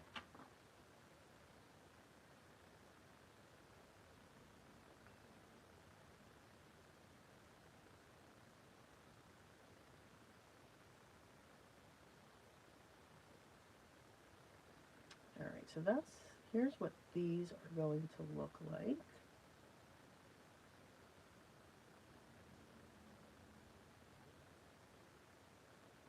And I'm actually, I think, I am not, why did I just do that? I think I'm going to add the olive into here. I don't want to add that blue. I think that would make it bleh. And that's a technical term, that bleh. Because there already is a little bit of the blue in here. I can tell because it's separating from this.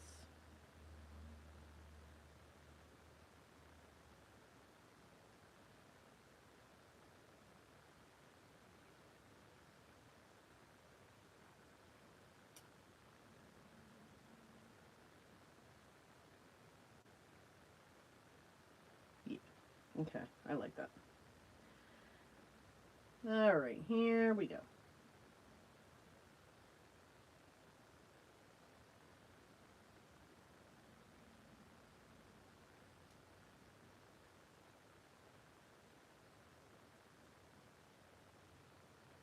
don't like to add too many different colors to the palette that I'm working on. You know, like I didn't want to put that blue in there. It was going to add this other color to it. So that's something to think about.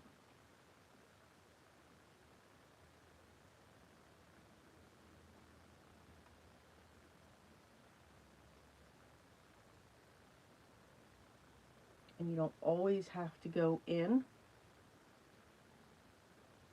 to get more color, especially for these small areas here.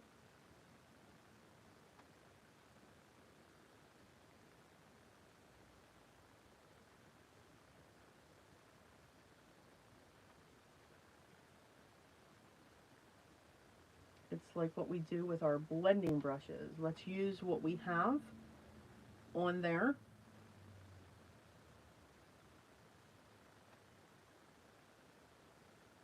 And since this one's in the back, I'm just going to go straight in with the darker color. And that's pretty much how I add, you know, shadows. And I know, again, there's all kinds of ways. Oh, they went nice and quick. There's all kinds of ways that you can do this. When I'm going up for my water, I'm just adding more water to the paint so that I can keep it that light wash. I always want the base of a light wash.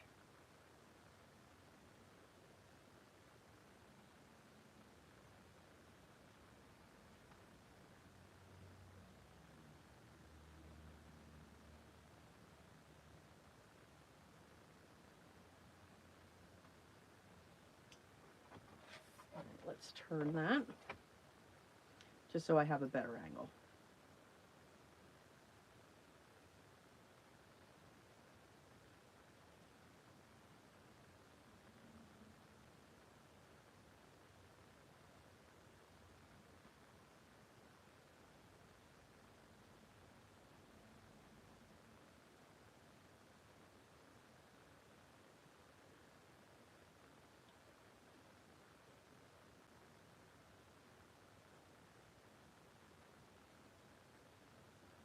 So I don't know too, Alicia was saying that if she made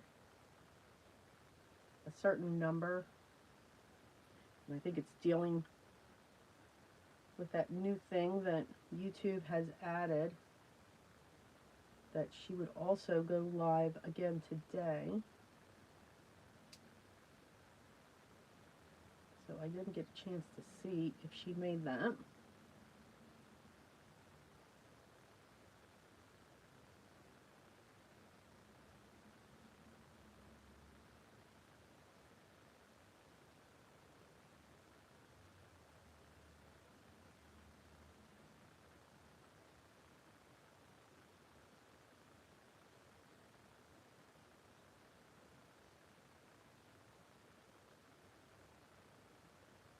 Again, we're just dropping.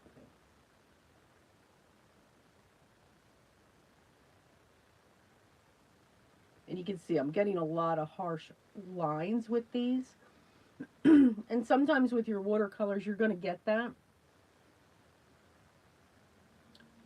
Because one is, and I'm sure I'm going to use a wrong phrase here, but one's more dominant than another. And I'll show you what I mean by that. Okay. Let's get to the other side and get these done real quick, and then wrong color. And then I'll show you what I mean. Too much water.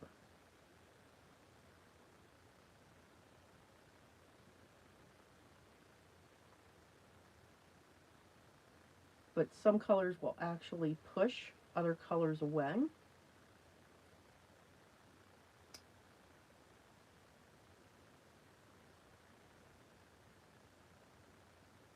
And I think that's what's possibly happening with the two greens that I'm using, but that's okay.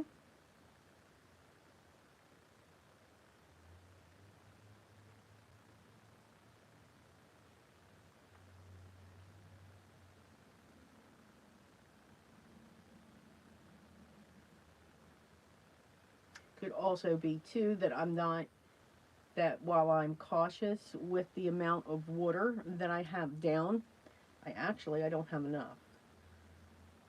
So there's just a lot of factors. Watercolor it will do the work for you, just like our pattern paper. But it is something to get used to as well. So keep practicing with it, and you'll develop your own style with using it, own techniques, because there's so many different ways that you can work with it, just like with anything.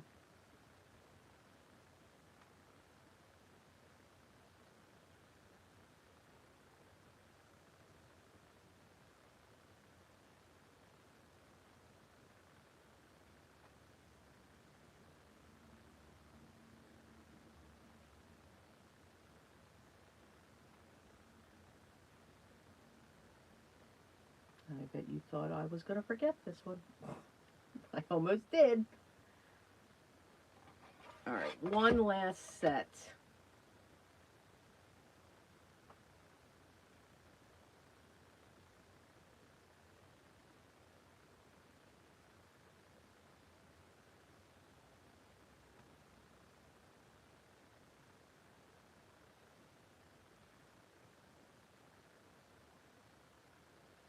Let's see, what other questions do we have? Oh, Cordelia's making more sourdough. Oh, peach pies. All right. Now I'm hungry.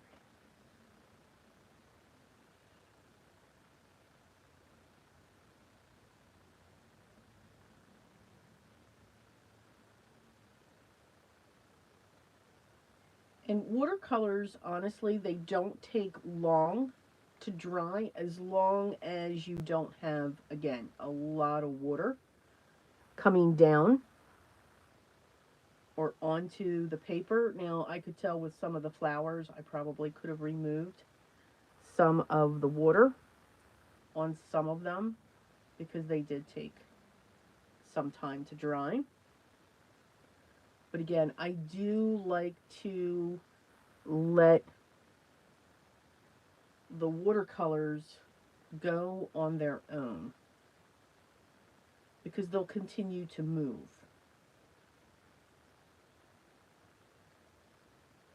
They don't they don't stop until there's no more water. So in this case, water in watercolors is a good thing. A water leak in your house is not.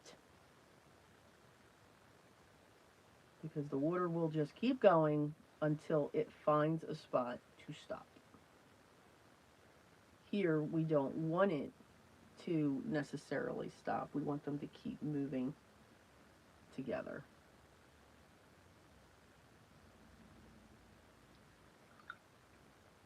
Wow, okay. Let's get our brushes clean. And now I do want to look over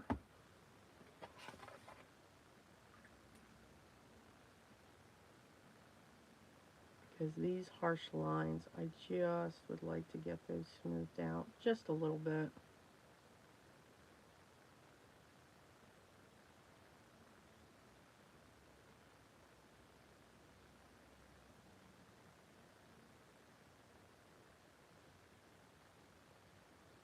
And again, just lightly, ever so lightly, letting the tip of the brush damp with clean water. I'm removing the excess from my brush, and I'm just ever so slightly going back over that and it's almost like re-wetting, and you can see it just smooths it out. I like the difference, but I don't want the complete bloom that happened here.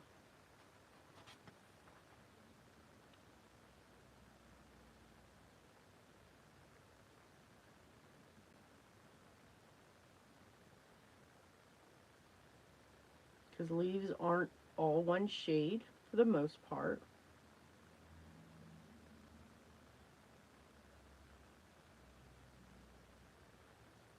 But I do just want smooth transitions.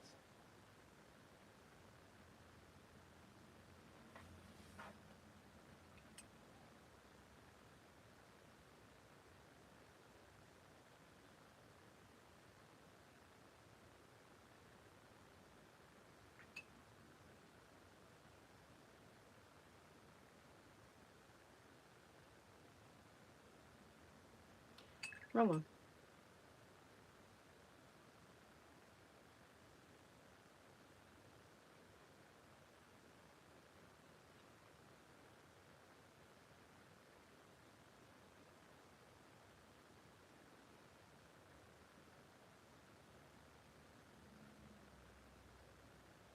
And these here are still damp, so I'm able to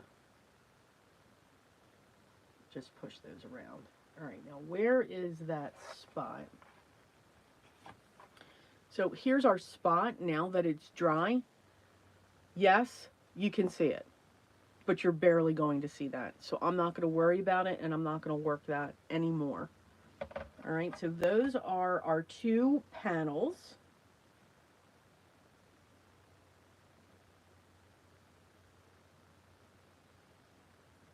And I think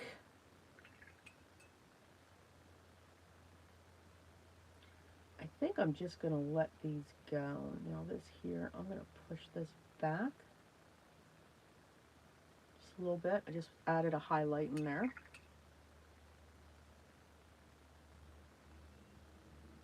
So which do you guys like more?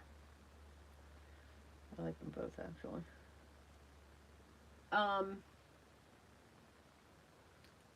Yes, Dawn. These are going to be die cut. These two panels are going to be die cut. So it's going to, so I'm going to set this aside. So you can see we've got the purple and we've got the red.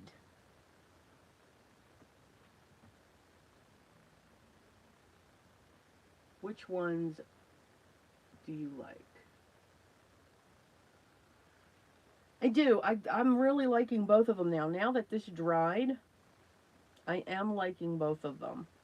Now, I did ask too, so whenever somebody comes to me, you know, for a wedding, I'm gonna make sure my brushes are clean now. I ask a bunch of questions, but one of the questions that I do ask is, what's the color theme of the wedding? Because you know there's always a color theme in there. And hers is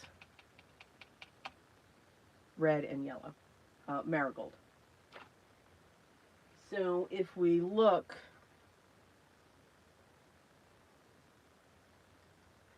and that's what that would look like, and that's what that, okay, I'm really going towards the red.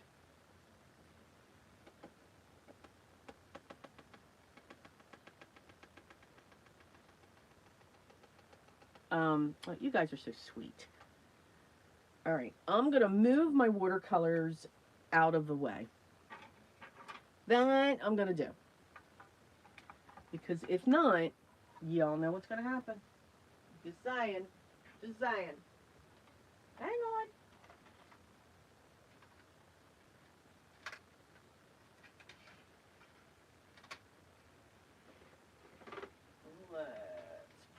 Will you fit right there? Yes, you will. Okay, so that'll dry. And after you're done using your watercolors, whether they're on a palette or on a plate, let them dry. Let them dry. I am going to set this aside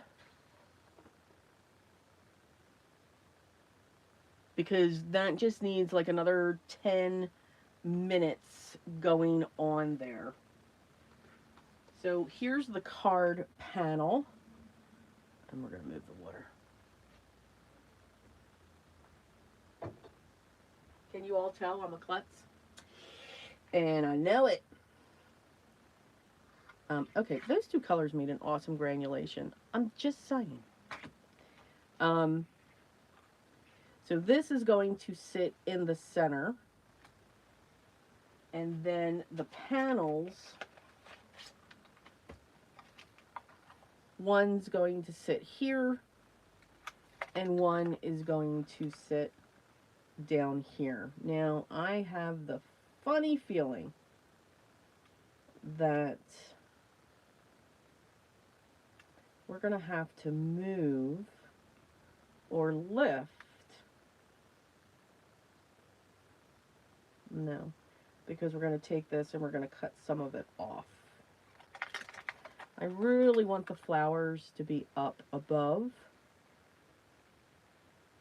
the thing. So that's how that is going to sit.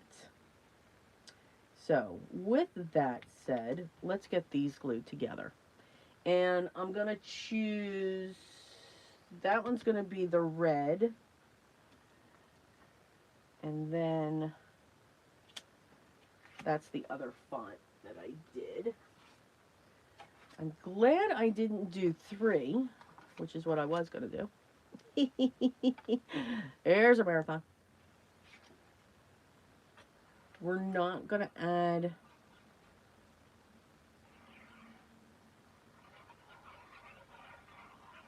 any vintage photo.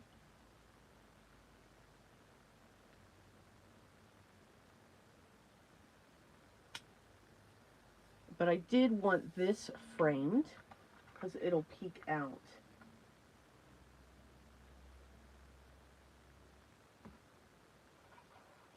It's a different type of red, Gwen, because I did add,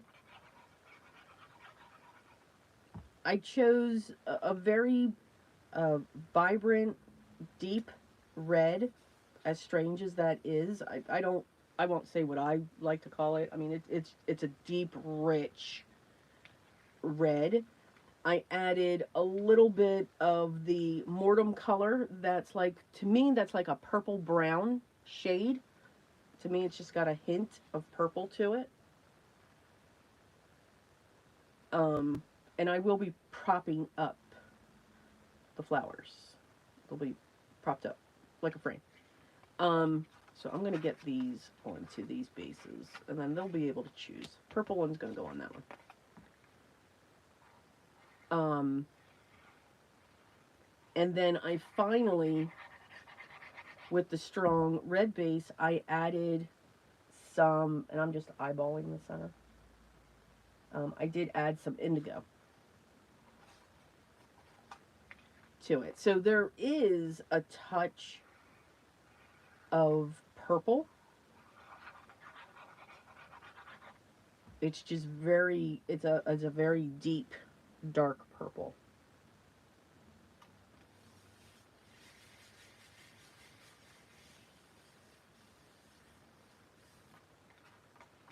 All right, so those are our 2 cards. Get that, let me move that, let me move this. We're just making our piles. We're going to do this. Let's look at our panels, see how they are.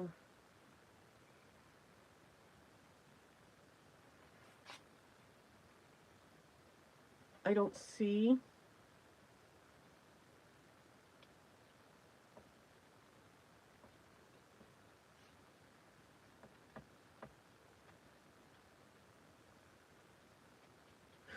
the dry. Okay, now we slowly tear away our tape, and I roll it back on itself. I know this is wasteful. I try to reuse this tape but I am more concerned about my panel. I know I'm die cutting these pieces, but I could easily, if I go quick, go right across the panel. And I would not be responsible for the verbiage that I would use if that would happen. So I know that this is wasteful um, when it comes to the tape. It's folding up on itself. I will not take the time to unfold it. But as long as I just go slow, I keep it flat, and I take my time. I did not put this tape on a shirt or anything like that or against my skin. This is just blue tape, painter's tape. Low tack. See? Started to tear. So I just angle it and then I come out slow again. I'm telling you, the words that I would put it to shame. Oh, I think there she goes again. So now I'm going to angle it and then I'm going to come back in. So always, always take your time. So the font, these are, the fonts that I used are pretty much the same fonts that I use for my sentiments in my stamp sets. I believe one is called Belmont, and I do not know what that other one is called off the top of my head. I do have a subscription to Creative Fabrica, and that's what I use it for. I use it for my fonts. I don't use it for, honestly, anything else.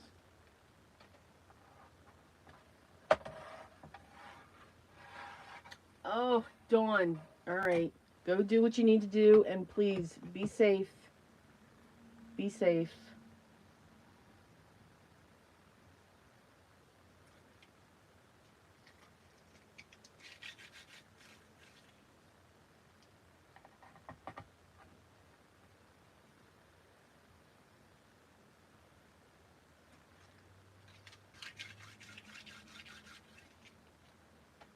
All right.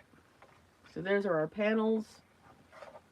So we are good because they are dry.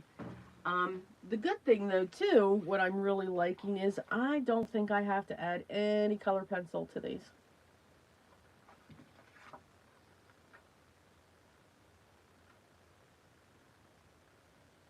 I really don't think I have to.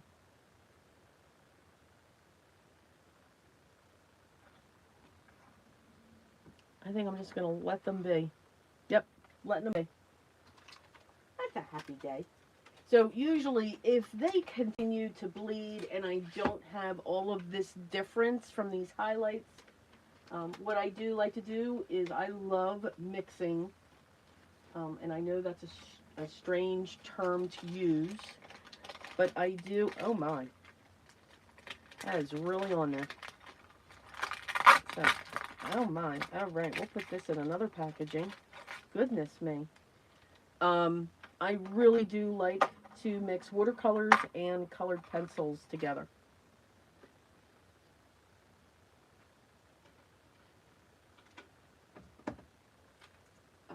And it's just one color pencil, one shade. So like for this one, I would actually choose, well actually for both of them, I would choose indigo.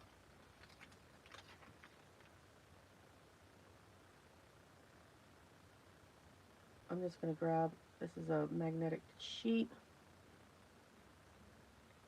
because that is double-sided tape from a very strong place, which is good. And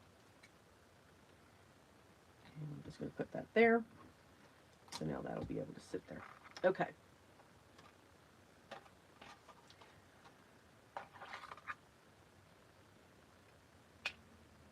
One of the things, too, that I love about their dies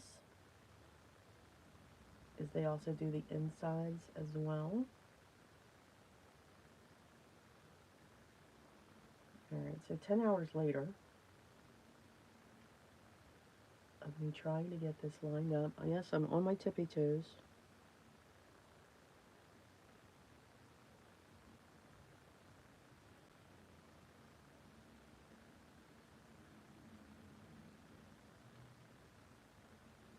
Oh, of course.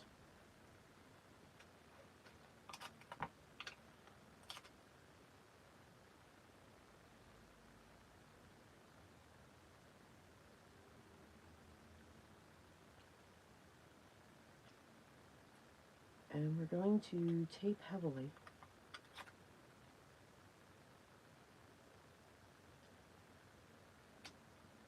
That is not where I want that.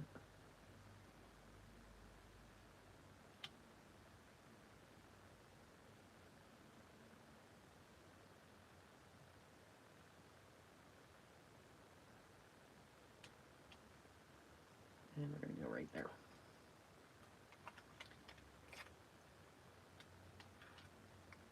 So yeah, I do like the fact when it comes to these kits that you could have used, or I could have used a stencil to have my colors. If, you know, you don't want a watercolor or you don't want to use colored pencils. Colored pencils would have been great, and I thought about it for about a second.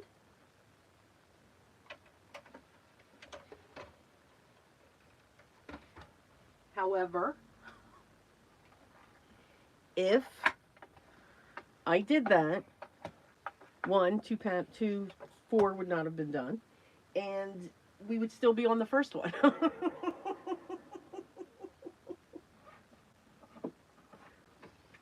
I do love colored pencils, absolutely do. And you know what? How do any of you use the magic mat? Any of you still here? Good morning, LaFranc.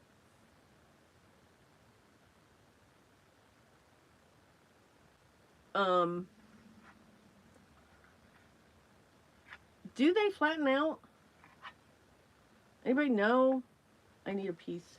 So when I have this, I do like to take a piece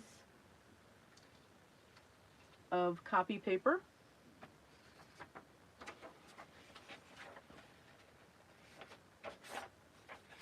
And there's a lot of work that we did there. So whether it's watercolor, colored pencils, inks, stenciling, I take a piece of copy paper and I put it over it. Okay, you can flatten the matter with your heat tool. Well, okay. I've tried that and it doesn't flatten. Do I have to put it under a heavy book after I heat it up with my heat tool? And if I'm shaking my camera, I'm so sorry. Oh, that one's a bad shake. Well, I can't wait to see this on film because there's a delay when I watch this on my iPad. Oh yeah, that was a better shake. There we go. But yeah, do I have to put it under a book? So I do this just in case there's any transfer. I don't want it to go on my plate.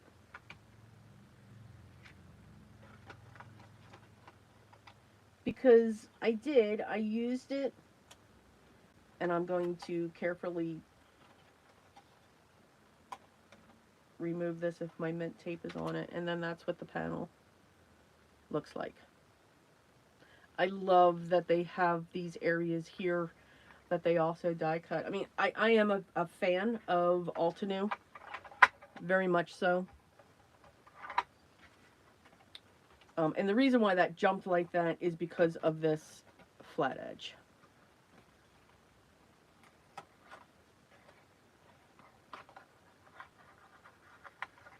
But yeah, I like it.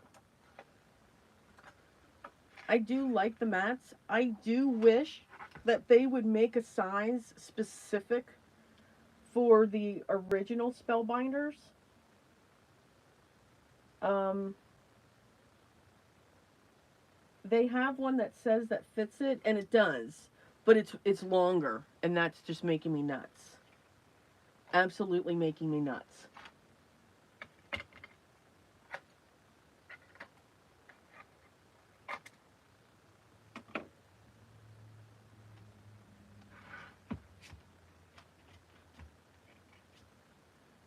So, all right, I'm going to try to angle this just a little bit, and then hopefully it won't kaboom um, on the thing, because I don't have my side table. But yeah, so I don't know.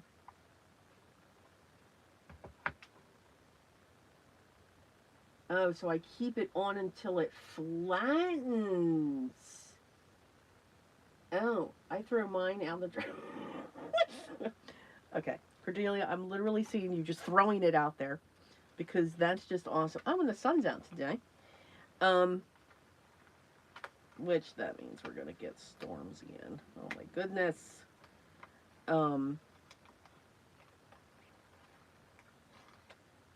So I just need to keep doing that. All right. But yeah, the one for the original Spellbinders Platinum, and I mean the larger size one. I absolutely love that machine, but it the mat is it's I think it's set for, or it was designed for the Big Shot Plus. I think that's the one that's, you know, big as well as long. That just didn't sound right. Wow, so sorry. I'm gonna carefully cut around this.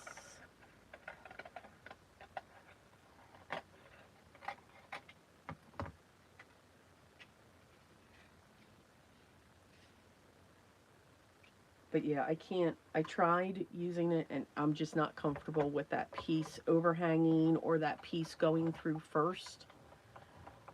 I'm just not comfortable with that.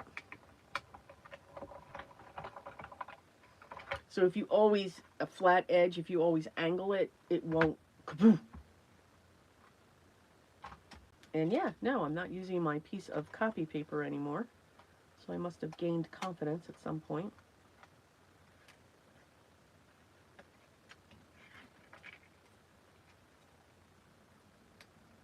It's only because I want to make sure that this gets done, and I don't want to hold you up, guys, too much longer.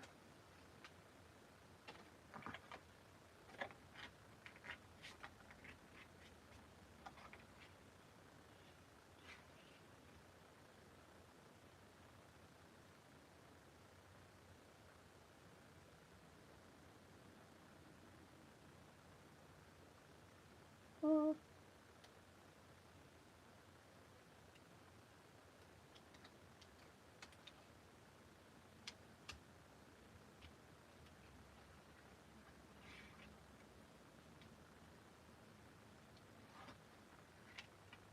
And last one. And we will be set.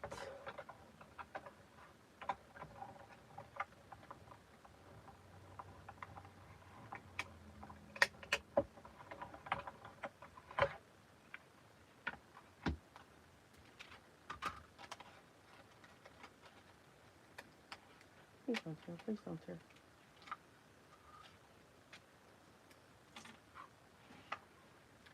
Pull that out. We'll heat that up later. But yeah, no, I do like the mats. I think they work great.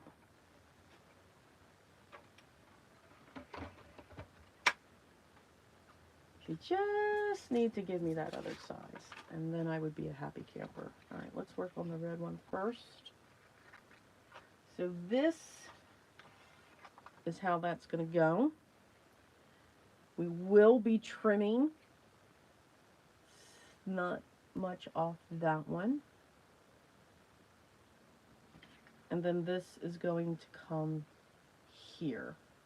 So that is going to get trimmed off just a little bit, but not too much.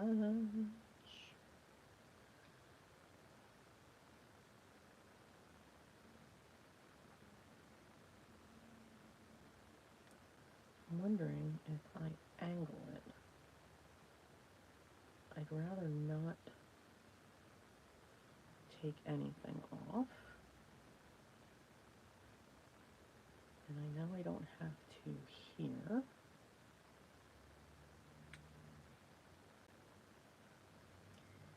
It's just Mark's name just gets covered. We don't want that to happen too much. Just gonna shift that just a little bit. And we'll just be cutting off a little bit more than what we should. Alright, so that's what that one's gonna look like. And then this one, we're going to do the same thing.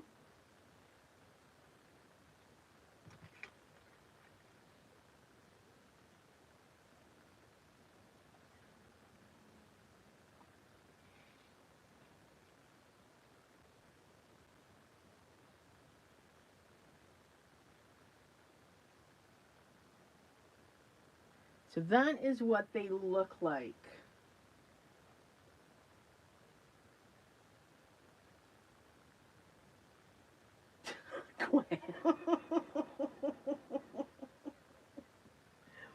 I just like the way she's like, yeah, I just throw it out in the garage.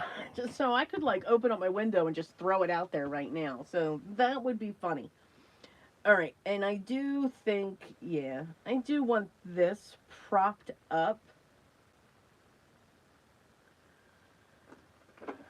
And I think that, okay, we're going to need double-sided tape for this one. Or foam tape. Foam! Foam tape!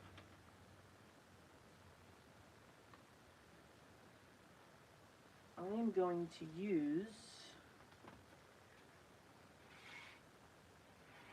this horrid stuff.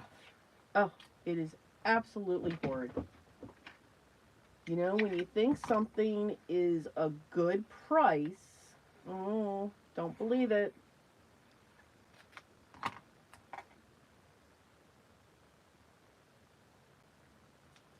The backing is difficult to take off. It's going to gum up my scissors like there's no tomorrow. This is going to be hand delivered, so that's a good thing. I don't have to worry about it going through the mail, so I am not going to be particular with the placement. Now, I could have just taken, I could have gone through my scraps of heavyweight white cardstock, see if I had a bunch big enough so that I could have just cut a lot of this image. That's the good thing about having the die cut outline, because you can just die cut that multiple times. Ugh. Oh, I hope this project just really uses this stuff up, because it just needs to go away now. It's just horrible. Great price, but boy, horrible.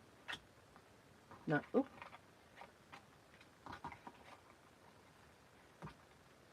So yeah, it looks like we're going to use this up.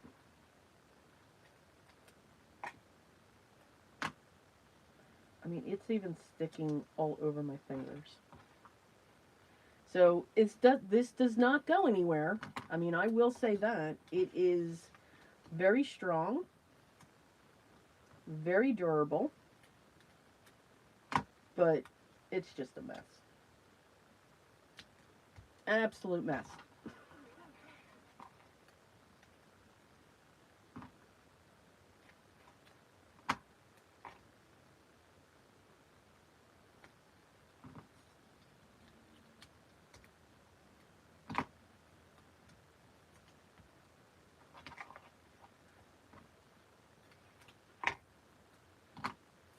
And I will use alcohol to clean my scissors.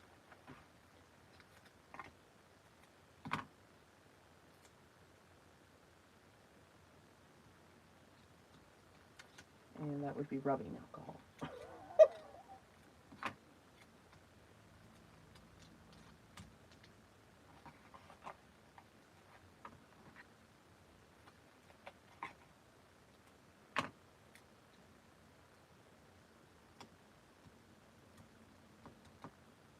Ugh. I can't even, I'm sure I got this stuff from Amazon a long time ago. But just, bleh.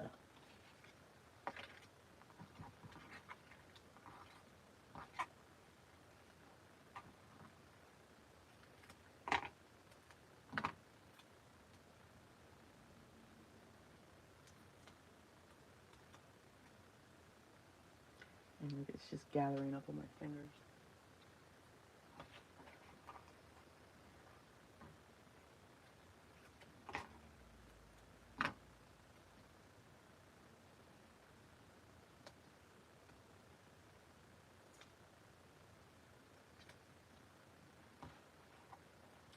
Oh, I was so hoping I was going to go through this today. This one roll. It looks like I'm going to have one more left. I'm almost through it.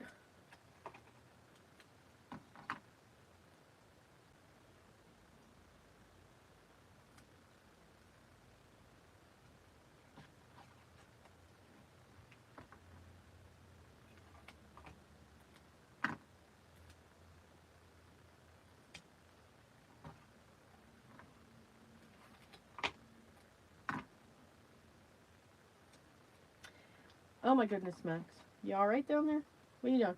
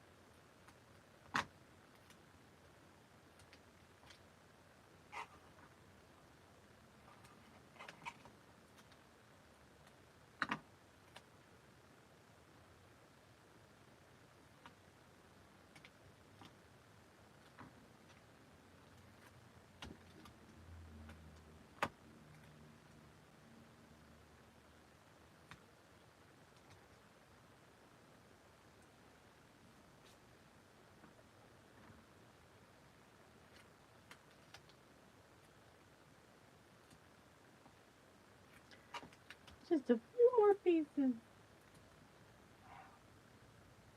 See, it's just, oh, it's horrible. But I refuse to throw it away.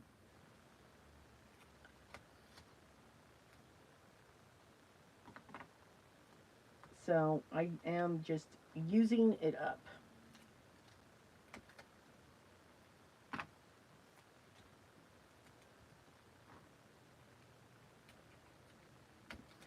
Oh no, we don't want that piece.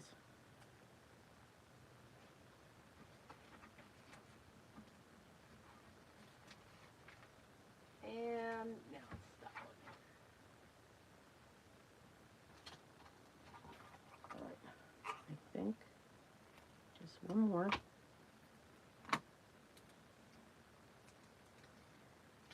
Okay.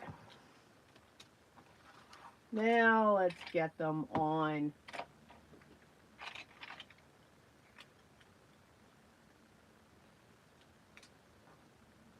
And yes, to the point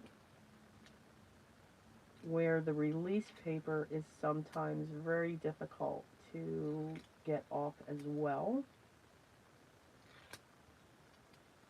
It's a little easier. U-line also has, and you know how you all know how much I love my U-line tapes. They have a double-sided tape as well. Very inexpensive. And it holds like a charm.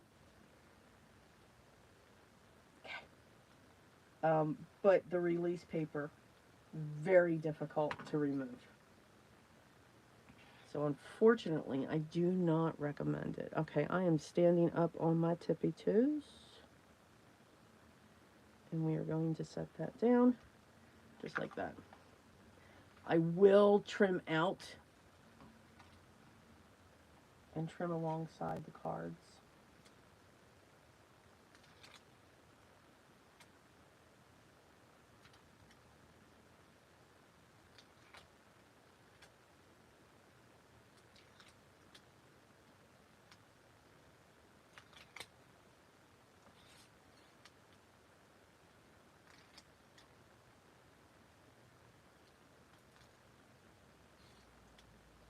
Alright. We're almost done.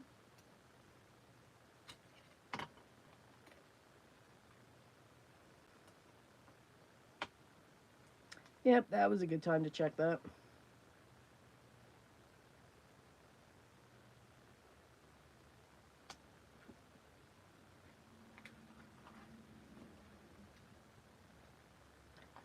Yeah, this part to me is satisfying. I don't know why. So we're just going to go right up the edge.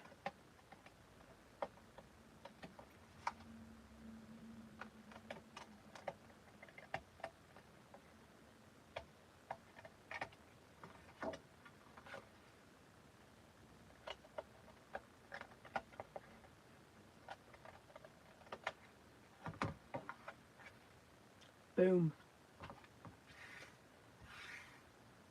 Just push that aside. Get that away from me.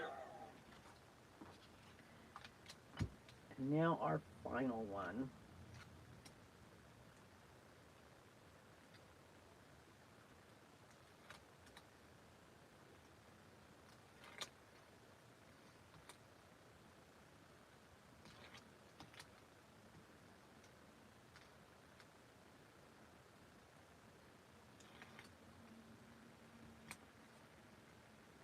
Now I am going to add gems.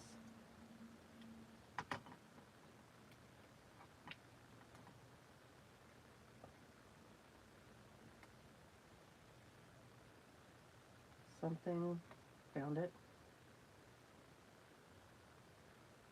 Something was stuck.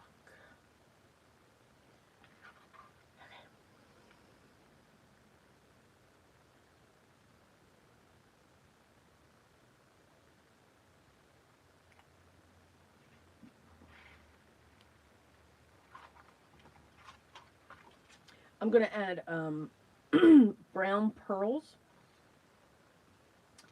to the center of the yellow flowers.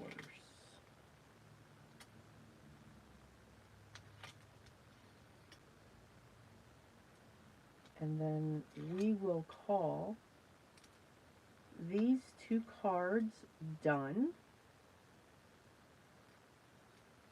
And the person that requested them will be able to choose. Because that's something I always do. When somebody approaches or comes to me for a card,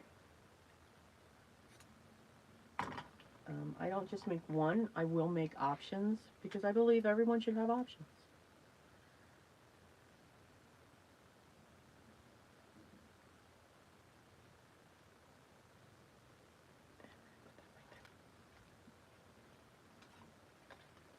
Oh, good. Not cutting through the tape.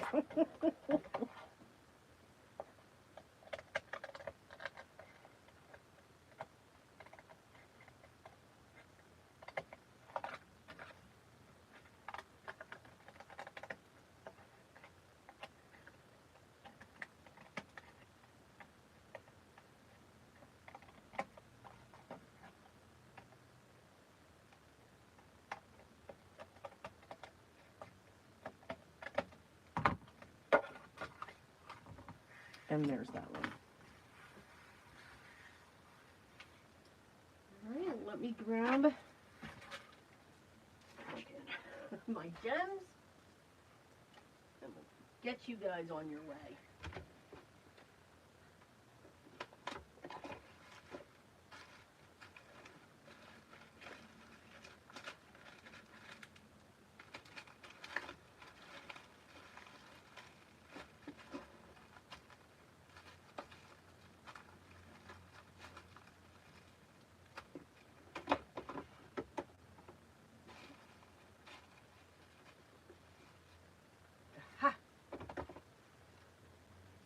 found them.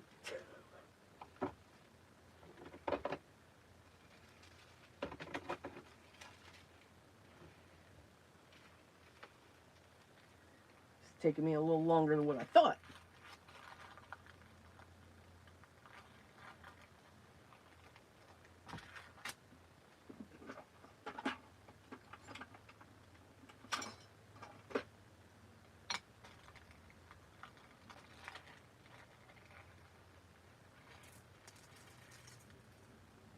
Yeah, okay. We are just going to do that.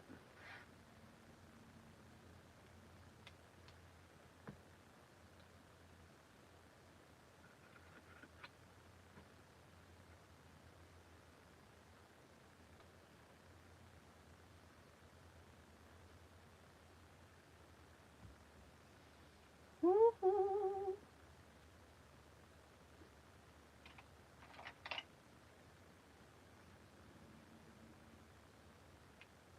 And just a little bit of the white is going to come out from underneath the flowers.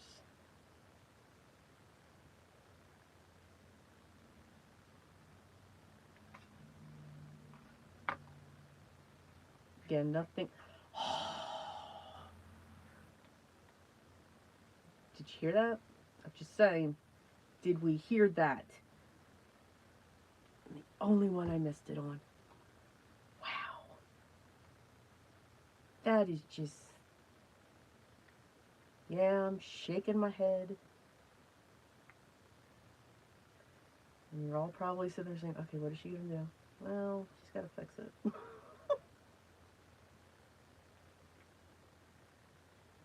And she'll fix it. Alright, let's keep that one out. Of course, it's on the red one.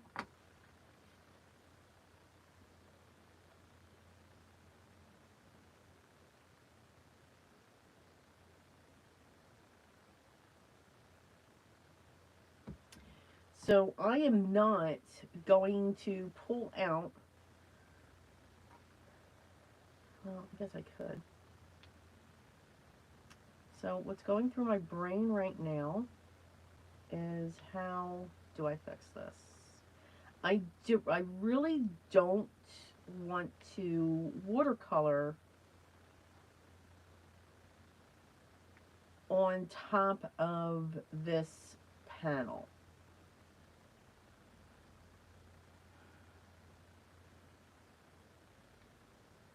I'm fine. I'm breathing. I'm breathing. We are breathing. Because it could just do something that I don't want it to do. You know, meaning it could warp. It could, you know, just do something different. So here's, and plus, this is now propped up using double-sided foam tape. So we're kind of limited to our options of what we can do. But we have options. So always remember that. You always have options to fix something, to cover it up. I mean, now I could put a huge bead there, you know, call it a day. But no, we are not going to do that. So, I think the closest thing, or the closest choice that I have, are alcohol markers. So, G825. Now I'm going to be stretching across, so I'm going to apologize here. I want 935.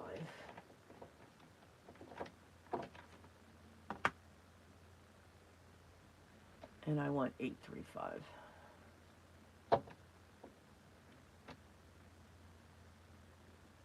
Or 825. So, and funny enough, I am a fan of the Altenew. alcohol markers.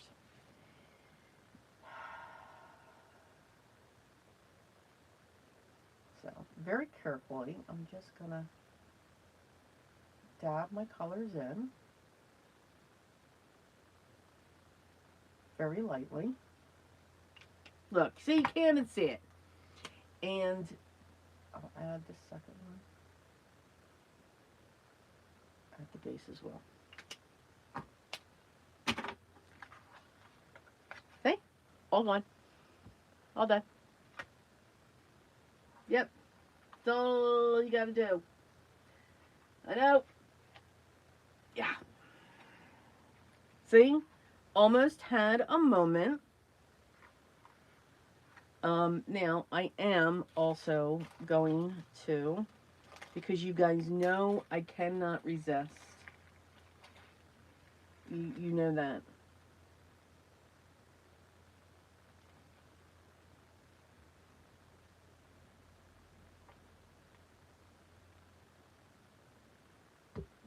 So we're going to add 3 more gems.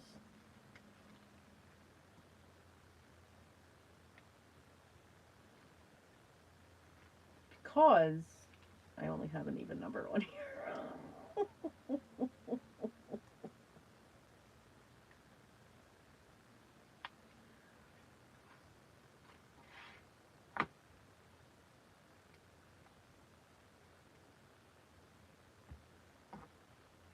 I love adding pearls and stuff like that. I hate it when they stick to me.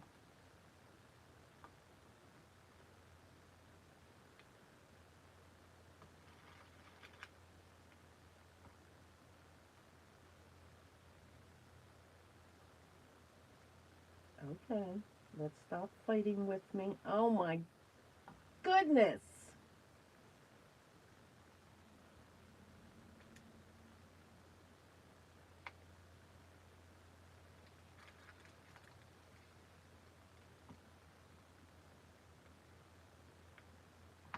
There we go.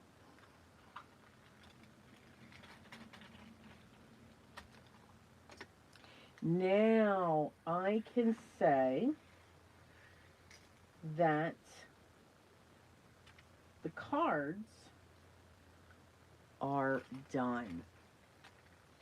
So I'm just going to talk about them for a couple minutes because we are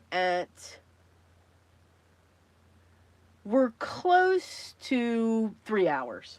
Let's just say we've got like what, another 25 minutes. So I think we're at 2.5 hours. We have 2 7x7 cards that we've completed in that time. We watercolored them. Oh, that just makes me sick. We did watercolor them. So think about that. That's not bad to have 2 huge cards watercolored, and we did it in less than 3 hours. So something to think about. Sometimes people think on certain techniques, oh, this is going to take me too long. Now, if we did this in colored pencils, I can guarantee you at about an hour and a half, 2 hours, I would be going to the second one of the first card. Maybe going on to the second card. These, I would still be working on these with colored pencils. Colored pencils, they do take long. So, I mean, it's... Hey, Ave, how are you doing? I didn't know you were... I am so sorry I missed you the first time. So think about that. And again, we're just dropping those colors in. We're just putting a base down and we're just letting those colors drop as they go in there. You don't have to do anything too fancy. Now again, I like the way that these look and how they settled. If I didn't, I would come in with a darker colored pencil. And for both of these, it would have been indigo. And it would have been just at the bases to just make those petals stand out even more, to add more depth, especially in the magnolias, just to give them some deep richness. Magnolias do come red. It was something that I was curious about, and that is what they look like. They are beautiful, deep, rich red colors. Now, I changed my center. I wanted the center to be dark. So, you know, again, think about that. The frame, the mat on our sentiment is down below as well. So you can just prop all of these up and have fun, and then trim off your sides. And I just have to do this one side that I just saw now along the edge. Now, even though these cards I know are being hand delivered, they are still going to go into an envelope. So I do still need to trim that down. If they were just being hand delivered this way, I would have just let them alone. I like it when it hangs off. I think it adds something different. All right, so those are our projects of today. So,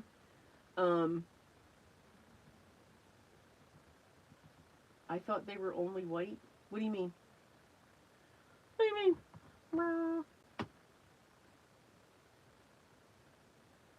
Exactly, Gwen. Yes, you can have multiple projects. Now, I just take that, you know, to the next level. You know, I just don't have a few projects. I have multitudes. So, I hope, if anything, got you inspired. Pull out those watercolors. Have fun. Just let the colors drop. Mixing, you can see how you get the different mixes. Have fun with your watercolors. And mixing that's another thing that's just relaxing. Pretty soon, for those of you in my community, this is the free level. We are going to go through and make this scraps. We talk about papers inside the that you can use inside your journal. Again, it's not all inclusive. So many more different papers you can use. We talk about covers, what you can use for your cover, all of that. We make different types of charms. I show you how to do that. So lots of Gabby through that. Show you step by step how to show a 3 pamphlet stitch. I'm not going to show the back because that is where the name sits, and I have not released this yet. It's going to start getting released tomorrow in the free membership, which then it's also available to the paid members as well. So this was a lot of fun. Just using the scraps, creating a different style masterboard, and all of that fun stuff. And then the paid, they will be launching shortly as well. We're going to have a focus on a type of ephemera in the paid level. So if you're interested and curious for the free level or the paid, I will have it linked down below shortly after this live closes out. Thank you so much for joining me today. I truly do appreciate it. I will be live next week. As always, no idea what we'll be doing, but it'll be something interesting, I'm sure. Please stay safe out there. Stay healthy as we continue to just be patient with Mother Nature as she continues to do what she's doing. But again, thank you so much for being here. Honored, grateful. Enjoy the rest of your day, whether it's friends with families or whether it's in your craft room. Just have a good time. And remember, any questions, you know how to get a hold of me. Guys, take care. I love you all. Thank you so, so much. And again, I hope you did enjoy the video. Take care, guys. Bye.